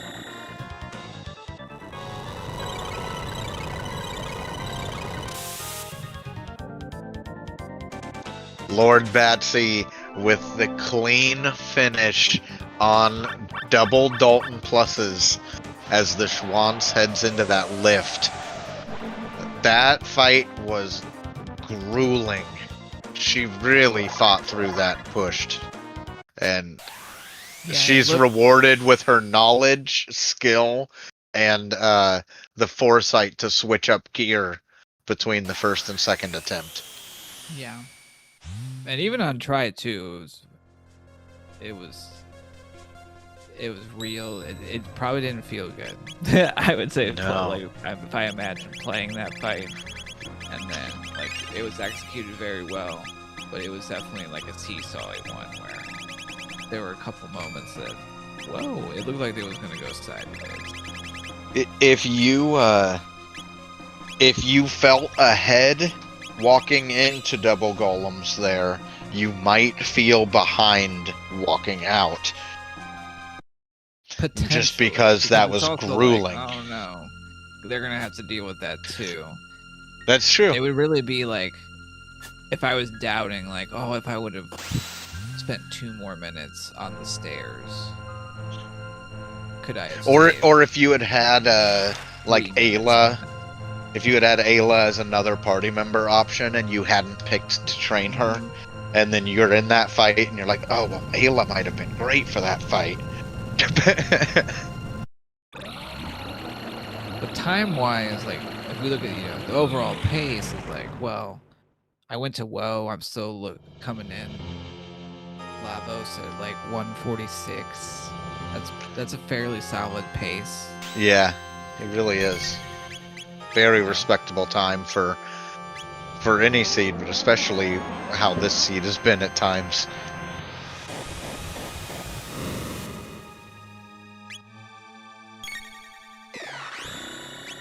So Lavos 1 got 10k of the face to get through. It looked like between Luca and Magus, that was about 4,000. So if Chrono can contribute,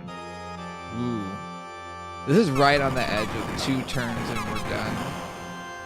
Yeah. Obstacle will do nothing because I believe we have full party, all status protect. We'll only learn what it does if one of the Lapos parts does the like disable your status protection. I just want to mention the Schwantz also using the black hole strats to kind of set up most of this scouter fight, and then finishing the rest off with elemental spells. So getting through it as well, and we'll be heading to the 2 scouter rooms before meeting the horrific Dalton plus duel fight. We'll see how it goes for Schwantz, because that's a difficult thing to deal with. But clean scouter skip on the right side from These Schwantz. are very, like, this was the one that has taken me the longest, and now that I know it, it's really about avoiding a particular direction of movement, like coming out of there.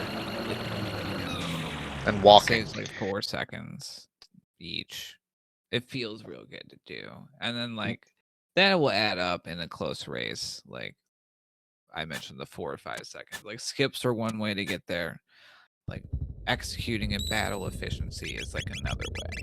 Like, that's another fight that you have to know if you want to skip it or if you need the tech points. Like if you were right on the cusp of a important tech or something, you would want to know before you did those scouter skips, because they're decent little gains before you go into this difficult boss spot. As Lord Batsy starts Lavos 2, we're going to see some banana-style boomerangs coming out. And we would love, I am sure, to see Chrono take those. First Doors of Doom, of course. Not an expert in reading lips, but I believe that was a nice little bit out of the Schwantz revealing what's going on there. I will try to focus in a little bit on the Lavos arm action. And this is another place that's scarier when we don't have good AoE healing. Ooh, Schwantz has at least Fire Sword. It looks like 1. Yeah. I think Schwantz might be going with Fire Sword's solid. I mean, obviously you want Fire Sword 2. It's so incredibly good, and it'll get you through Lavos. But you know, you always gotta play like you might not get every tech. Yeah, definitely. And even if Schwantz after this fight, it would still speed up that Lavos series of fights. Oh sure. yeah, like be massive for Lavos 3.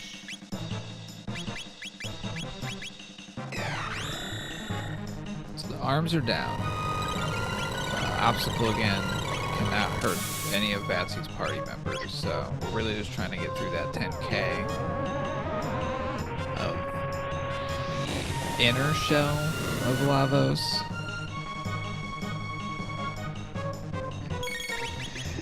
The Schwantz we're running into some adversity here, just like Lord Batsy did. Luca dropping, but massive hits on this Dalton. But also props to Schwantz for immediately getting into this fight and starting off with the single target spells. He does have to take the reset here, but he knows what he's up against, and he's going to run right back in. But he did immediately know to do the single targets, not to try to hit with those AoEs, and so good intuition on that from Schwantz. As Lord Batsy continues this second-ish phase of Lavos 2 against just the head. Yeah, menu glitch. A couple different ways to learn and to nail this menu glitch.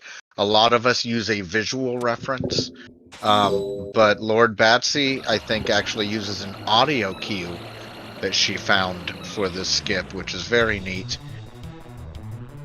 Yeah, I missed it yesterday in a practice race, and I just had to figure it out. Yeah, That'll happen. Oh, because we can't use cure text if people aren't actually in the party. I like the thought, though. Yeah. We don't have the most amount of... We don't have an actual Batsy's party.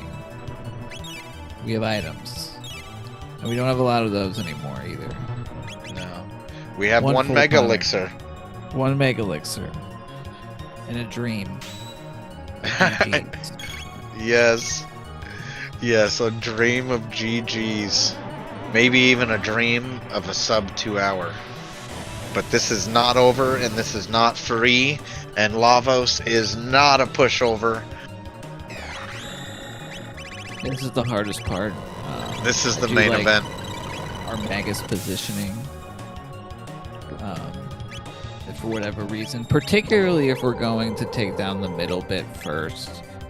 When the outside bits are left alive, they just counter with like single target big hits. There's a good chance that drops a character, and as long as it's not Magus, that's going to let them switch into Black Hole and do at least as much damage as Dark Matter if it's a one person down. Now, this is a bad time zone. Yeah. And if we don't take the middle part down... Is this Grandstone? It's going to kill everyone. Yeah, like, you don't mince any words. It's not, it's gonna do a big attack. It's gonna kill everyone on the screen. You don't have enough hit points to survive the stone. No way. I want to real quick mention Schwantz taking down the right Dalton. Nice. It is not over, and it is still scary looking over there. With Chrono sleeping. 50% less scary. And it is maybe more. The black hole not gonna work on that side. We'll have to pivot, but yeah. Lord Batsy did, as you said, take down that center bit before that Grandstone happened. Nice. And is hammering that right bit, the only bit that actually matters. I did see we also have the Prism specs on Magus. So for 15 MP, it's a little bit less than the Dark Matter, but we're able to get more of those in before we have to spend one of our big ethers. It looks like we're going to spend the Mega. I like that move here. Top it off. You need health on everyone. You need MP on 2 of them. Pretty badly. That's going to set you up right before that center bit comes back, so you can hammer away with some AoEs. Now we still get that window where we can damage the bit before his defense comes back up, so we're going to keep hammering away. Absolutely. Schwantz continuing the assault on the dual Dalton spot.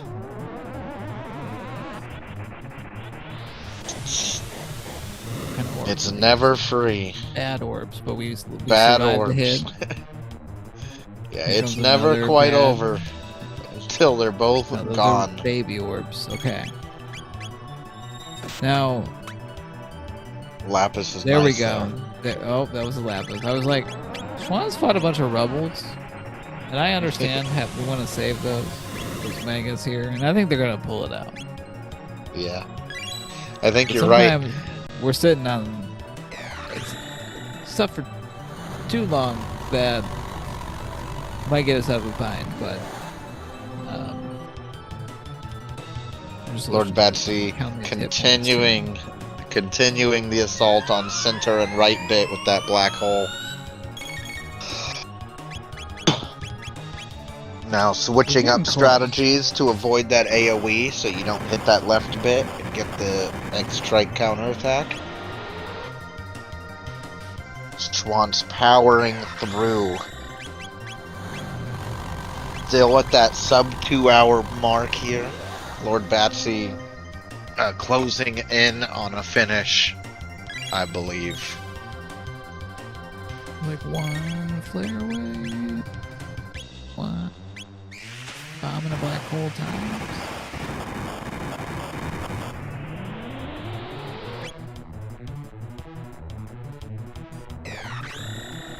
TheShwant's almost watching for the finish. Yeah. A little bit. I know when as TheShwant's finishes that incredibly challenging fight and gets the prism specs for their trouble. Also fire 2 for Magus.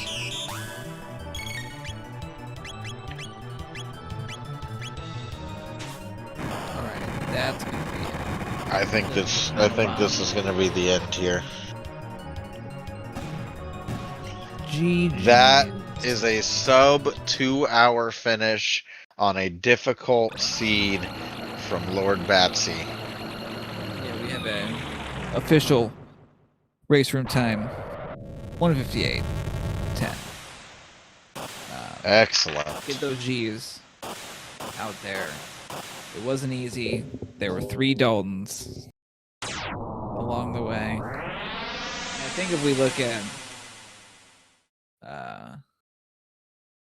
where Schwantz is at, you know, they're coming in a little bit behind, but they definitely went some extra places along the way as well. So a lot of times when we're trying to when I'm trying to assess how I did, you know, I gotta take that into account. But again, I think both of our runners were executing very well. I think Batsy had definitely a slight edge on the executions, but then there's also the going more places side, and the order of those places can matter some as well. Well, and she was decisive in a lot of moments. She was very decisive. She had good boss strategies ready to roll, and she dealt with the adversity she found incredibly well. That Dalton Plus, that dual Dalton Pluses, that's a really difficult thing to deal with, and she was able to kind of deal with it a little bit weaker, but adjusting and adapting incredibly well and quickly.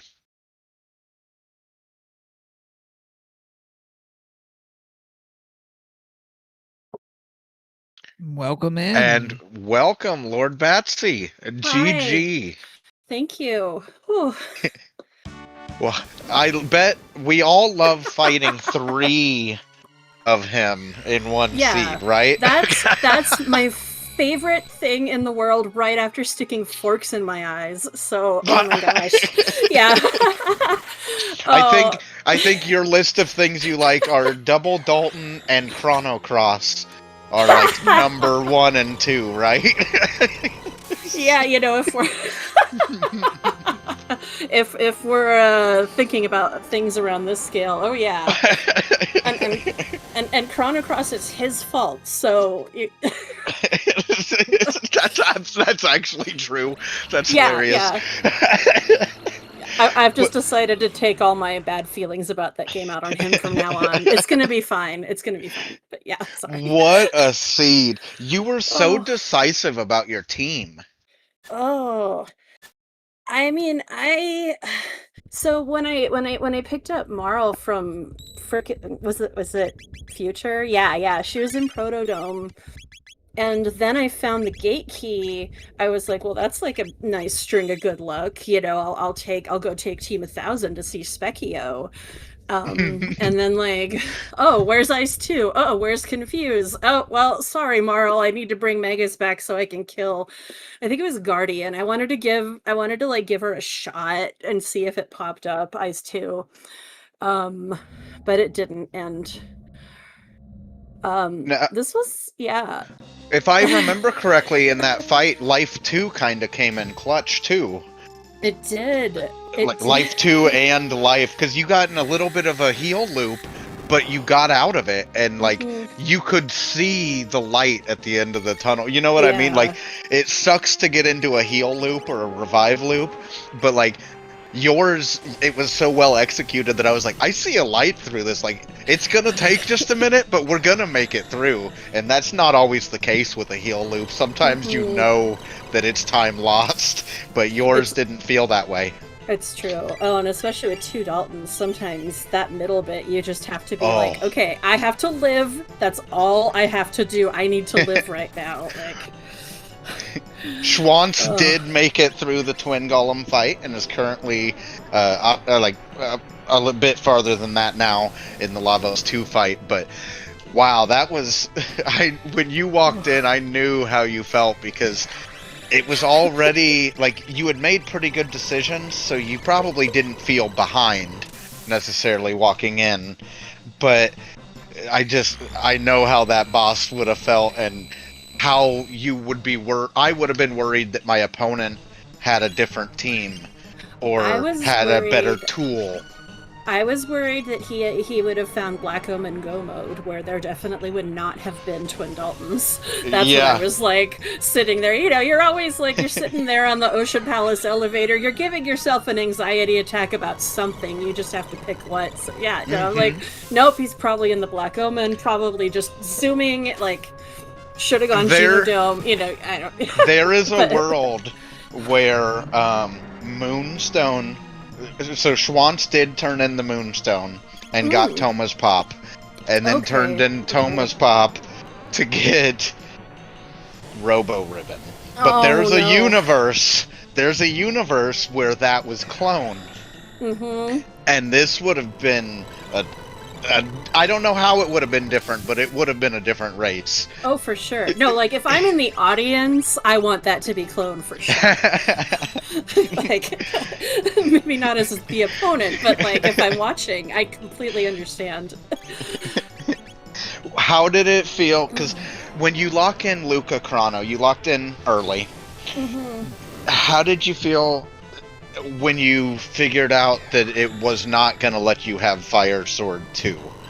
Well, I didn't feel awesome, but I mean, you know, I'm always disappointed not to have Confuse on him, but I didn't have anybody else I could have given those power tabs to, so at least that wasn't that much of a waste. Because, like, Luca Marl Vegas, like, I don't, so... You know, you could use anybody as the alchemist, so it worked out. He's fast. Luminaire, actually, because you can use lightning on Dalton and only get an iron orb back. I noticed that. Yeah, I don't remember when I learned that, but I mean, I'm guessing because in vanilla you wouldn't bring Chrono to that fight. You know, if it's like a first game, Robo probably hasn't learned Shock yet. You know, like so. But yeah, that helps out sometimes. Yeah, that's interesting. I was curious if we were going to see black hole strats on that, or on that fight, or on parts of Lavos. But both of those are fights that are so scary. Are you really willing to let one of them sleep? I was willing to let somebody die on Lavos 3. Probably just one of them. Probably Luca. Because Chrono has life if I need that in an emergency. Yeah. But she didn't really get picked on that much, and I ran out of, you may have noticed, I basically ran out of healing items, which, like, oh my god, that never happens. So I was like having a heart attack. So I was just like, I gotta use that Mega right now, and just it was excellently done. If you've got any follow-up questions that you had, Fitz, of course, feel free to step in with them. I don't want to feel like I'm hogging the interview. No, we already talked about, you know, the Daltons. Talked about a little bit of, like, the early, just kind of running with the starting characters. yeah. I guess, like, you know, the decision to go to Well, we saw Schwantz do Factory, and we thought there would be a little bit of, like, divergence with... I guess there was. That was really interesting, actually. Yeah, Schwantz immediately, upon getting to the future, went and did Factory. And it gave us a really good chance to talk about the different ways to unlock magic and the different paths and reasons you would choose one over the other. Yours ended up paying off somewhat quickly. with Gatekey. Like, I was lucky that it paid off that I didn't, because I thought about it for sure. Like, if I'd gone a couple more checks and hadn't found magic, I probably would have.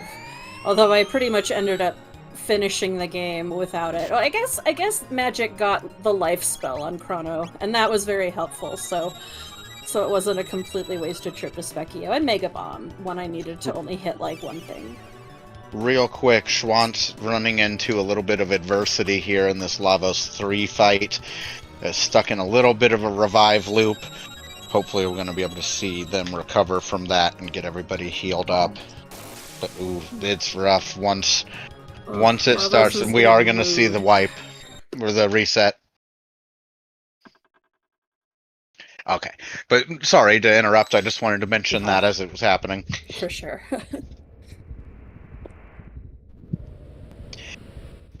Was there were there other points where you thought about going in a drastically different direction? Were there times you ever considered gambling on characters to see if you would find Robo, for example? Or were you pretty content just kind of going for the key items and seeing what it gave you? I definitely was thinking about it. Gosh. I was banking on not needing to do that a little bit. I think it was because I'm looking at my tracker again, trying to remember like what was up front. Like, well, because Snail Stop was like the Grand Leon, right? Mm-hmm. The Chrono Trigger was the Carpenter. Yeah, Trigger was up. Oh, right, the Jerky was on Xenon Bridge. There were a lot of the like quote-unquote dead-end items were kind of up front, so I felt better about like running in other directions because of that, but I don't know. Oh, that's clever. It was so that if that's like mathematically sound or if it just feels so that good. Played into your woe decision was that a lot of the junk items had been seen, and you were like, okay, well, if it's Robo's ribbon, I'm gonna feel unfortunate, but if it's not Robo's ribbon, I'll probably feel pretty good. I think it was one of my eventual go mode items. My brain always gets a little scrambled. Once I get to go mode, I'm like, awesome, don't have to remember that anymore. Absolutely. This was such a good time. I was so happy that you pulled off a sub 2 hour, because Thank you. With how that seed was, it was not guaranteed. No, I was fairly confident I could do that going into go mode, and then of course, there were circumstances. But in the end, Schwantz continuing through the second phase of Lavos 2. Hammering away at it.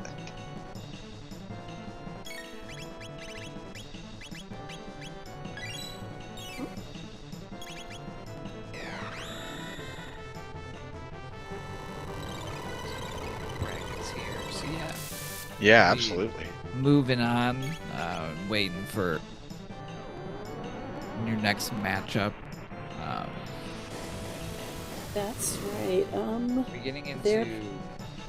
They're playing Saturday. Flags in the next matchup, or are you looking forward to? I think my next match will be the different flag set. Yeah. We'll be switching into.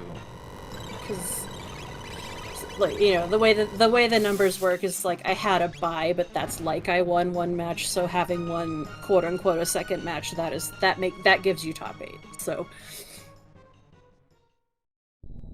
I believe so. The hard item difficulty. Oh yeah. Less money. Pricier consumables. I love treasure. It's hard for me. I don't blame you there at all. We have the healing item amount randomized as well, which for more expensive ethers to only do like 7 MP. It hurts. It hurts in a deep place that some players may not have discovered yet, but you'll know. You Be a good time. All right, we're getting our. Yeah, we do have another just time match on Speedgaming 2 starting relatively soon. We have TheShwant's going in. Oh, I was gonna ask on the grind stairs, lordbatsy, like, what was the decision in terms of like when you were gonna break it off? Like, were you shooting for like a certain level? I wanted to get a couple more levels because I'm usually good to go at 26, and you know, I know that sounds insane and I'll back it up, but you gotta have your lowest person at 26. So I got Megas up to 26, which put the other two a little higher. I had done some number crunching, and I was just like, I didn't think I was gonna be able to get confused within like, and then not start feeling behind, basically. I think it would have taken too many, because I would have needed like 1,000 TP still or something. Yeah. So I just went for the levels. I think that makes sense. I was also trying to crunch. Person was like, well, the double spot, and you got to take all these, and like, how much is that, and how many times would you have extra fights? How much time does fire sword? There's a lot. It's a lot to like kind of crunch live while also still doing. Yeah. The thing. From grind spot to end of twin boss, I think is about 650 TP. I think, but you know, usually I'm not playing on, like, you know, on the cusp of that number. Usually I'm just like, okay, well, I'm getting it or I'm not, you know. So I'm bad at remembering the actual value, but it's good to know. Yeah, I think Schwann's gotten a much better groove this time. They also avoided the Grand Stone of prehistory. Grand Stone was my first levels 3 wipe ever, like as a child, and it's just like burned into my brain. It's so scary. We were so worried for you, but you handled it perfectly. Oh man, I'm sitting here like crossing my fingers and then crossing the crossed fingers like that I'm counting right. Wait till you hear Fitz like literally saying like, well, this is what Batsy needs to do, or this is gonna happen in this amount of time, and then like you did that. Like, whew.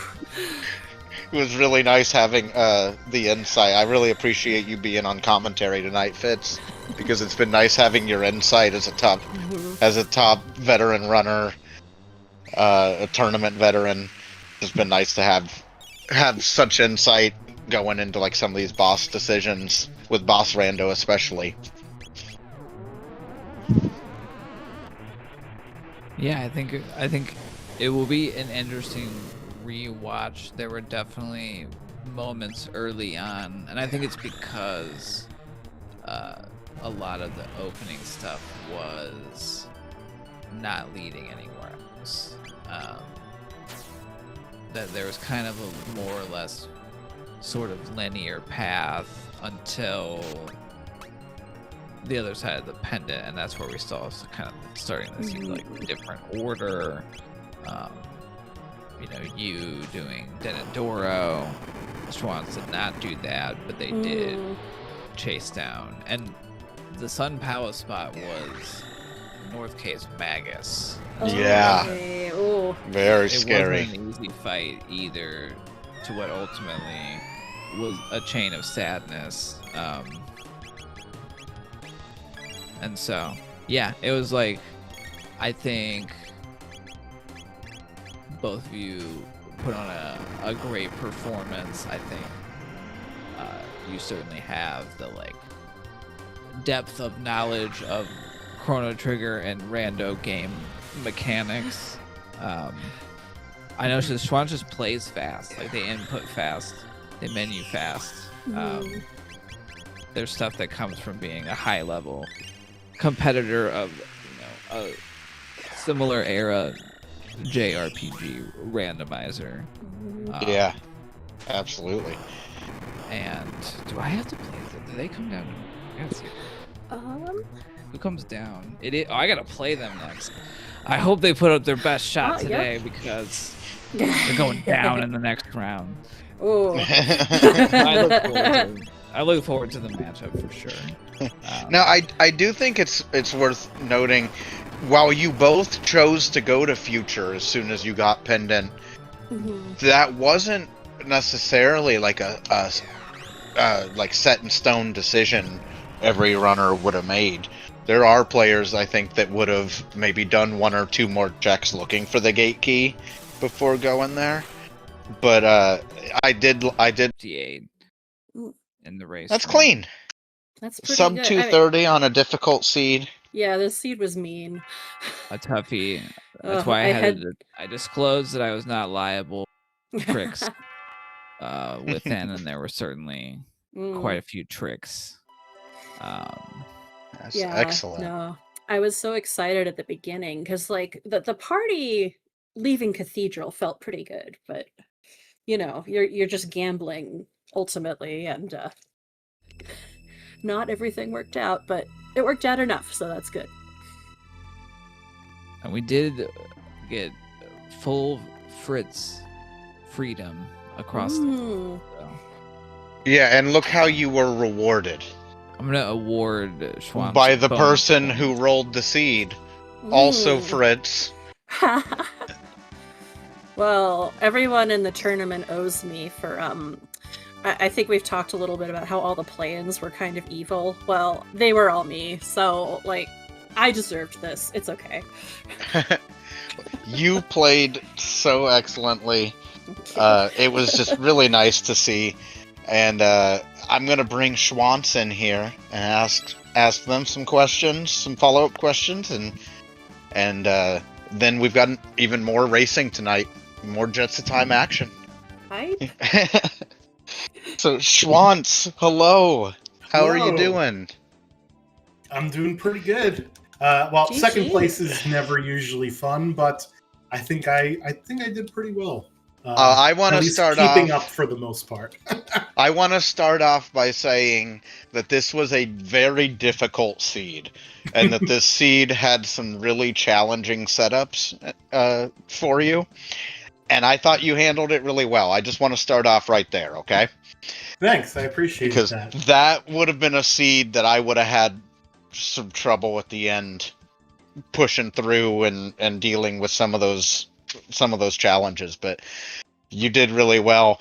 You Thanks. also did some key item check, not gambles, but you did some key item checks that I liked, that I thought were really interesting choices that felt like something I might have done. And so it was a bummer to see them not necessarily get rewarded the way I would hope. I was really hoping you were going to find a clone on the other side of that giant's claw. Yeah, so when you're going up against a runner who you know is going to be much faster than you, you have to make decisions very quickly, and you have to follow through with them, even if they don't seem like they're a good idea at the time, right? When I saw the tech tree for my characters was AoE magic, I just immediately left the cathedral and went to Hecarim Cave, and then I just followed the pendant because I got it immediately there, right? So it was always go, go, go, try and do things as fast as possible. You're right. You were. At what point did you start considering Mount Woe as a place you might go do? Well, I didn't think I had the speed with my team yet. However, when I saw the Rubbles dropping Mega Elixirs when I was in Giant's Claw, I thought to myself, you should go to Mount Woe and fight some Rubbles. That's I tried so to be funny. Strong and not fight Rubbles, and now I'm angry at myself. I didn't even think about that, Batsy. I knew you didn't fight them, but I didn't think you usually did, so I didn't even consider it. That's the risk, though. Sometimes I feel like I'm the only person that fights the Rebels on the way up to Woe. But it turns out I'm just the only person that fights all of them. Yeah, so I also I pushed the envelope with some of my fights a little, and I tried to get on the razor's edge of just barely making it through some fights, and I miscounted some of my damage on like 1 or 2 of them. I think I was 1 or 2 hits away when I got wiped. Like the first Dalton fight had that happen to me. And then there was another fight in there where the Magus knowledge, especially, when it comes out from people that are way smarter and better at this game than me. The last question I've got for you, and then I'll turn it over to anybody else with follow-up questions for you, would be you were pretty decisive about your characters and not engaging with additional character checks very often. Was there, were you just pretty confident in your team because you, like you said, you liked your tech list and you were happy with what you have? Or was there a part of you that thought about looking to see if Robo was available for Desert or something like that? Or were you pretty confident? No, I was pretty confident. I think the only regret that I have is I think Chrono died in too many fights where I didn't get to learn Confuse as his last tech, right? Which was kind of a bummer. And of course, I used the spin cut, and that was the final kill on Lavos, and I was like, well, this isn't the tech I wanted, but it was the tech I needed, right? Yeah. Dark Matter was second on Magus's list, and Flare was 4th on Luca's list right after I learned magic. And rushing the pendant means you get to learn magic pretty early on. So I felt if I abandoned either of those characters, I kind of threw away any potential advantage I had, because I don't think you could have gotten the pendant faster than I did unless you executed better, obviously, because I went for it immediately. I immediately left Cathedral. I immediately went to Hecarim, and that's where the pendant was, right? So I tried to lean into every possible advantage I could get in a 8v1 matchup. So that's kind of the philosophy behind it here. That's awesome. Well, I appreciate that insight. Yeah, that's just something I'm always curious about. Is when people look for character recruitments to unlock quests and when they choose not to, because you both kind of that Protodome character ended up being Marl, and that was kind of relevant for you both, I think, right? Yeah, I think I don't remember what the rewards for the. You just decided this is what you were getting. Even though we both saved him. Saving happening in previous races that affected this seed. There's that's a lagging indicator of good saving. It's part of the time travel karma, right? It's like this is the jerky side quest. Fitz made sure that since we did not save Fritz earlier on, we needed to save him this time. Yeah. Mm-hmm. So they've paid it forward, and the next seed that I roll will be another bracket match from this round of the tournament: Dipwood versus I'm All In. And so everybody hop over there for some more Jets of Time action. But thank you so much for joining us, and congrats.